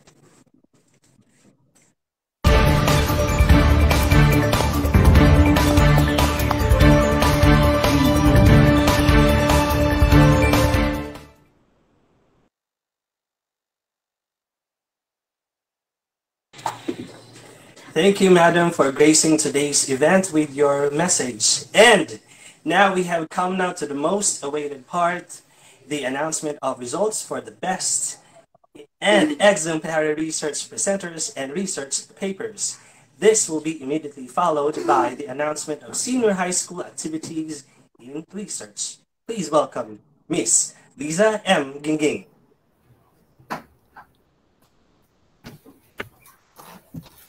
Good afternoon, ladies and gentlemen, especially to our research presenters. How are you today? We appreciate your presentations. Actually, we are so inspired that at your age, you already engage in research. We believe that it is not just about the subject, the practical research 1 and 2, and the 3 I's. More than that, it is something that you can also bring with you when you will be in college. So I have with me the results already. Since we have 15 presenters, we decided to have top 7. Top 7 for best paper and top 7 for best presentation. So it's going to be best paper, there's top 1 to 7, and so with the research paper. So I'd like to present to you the results.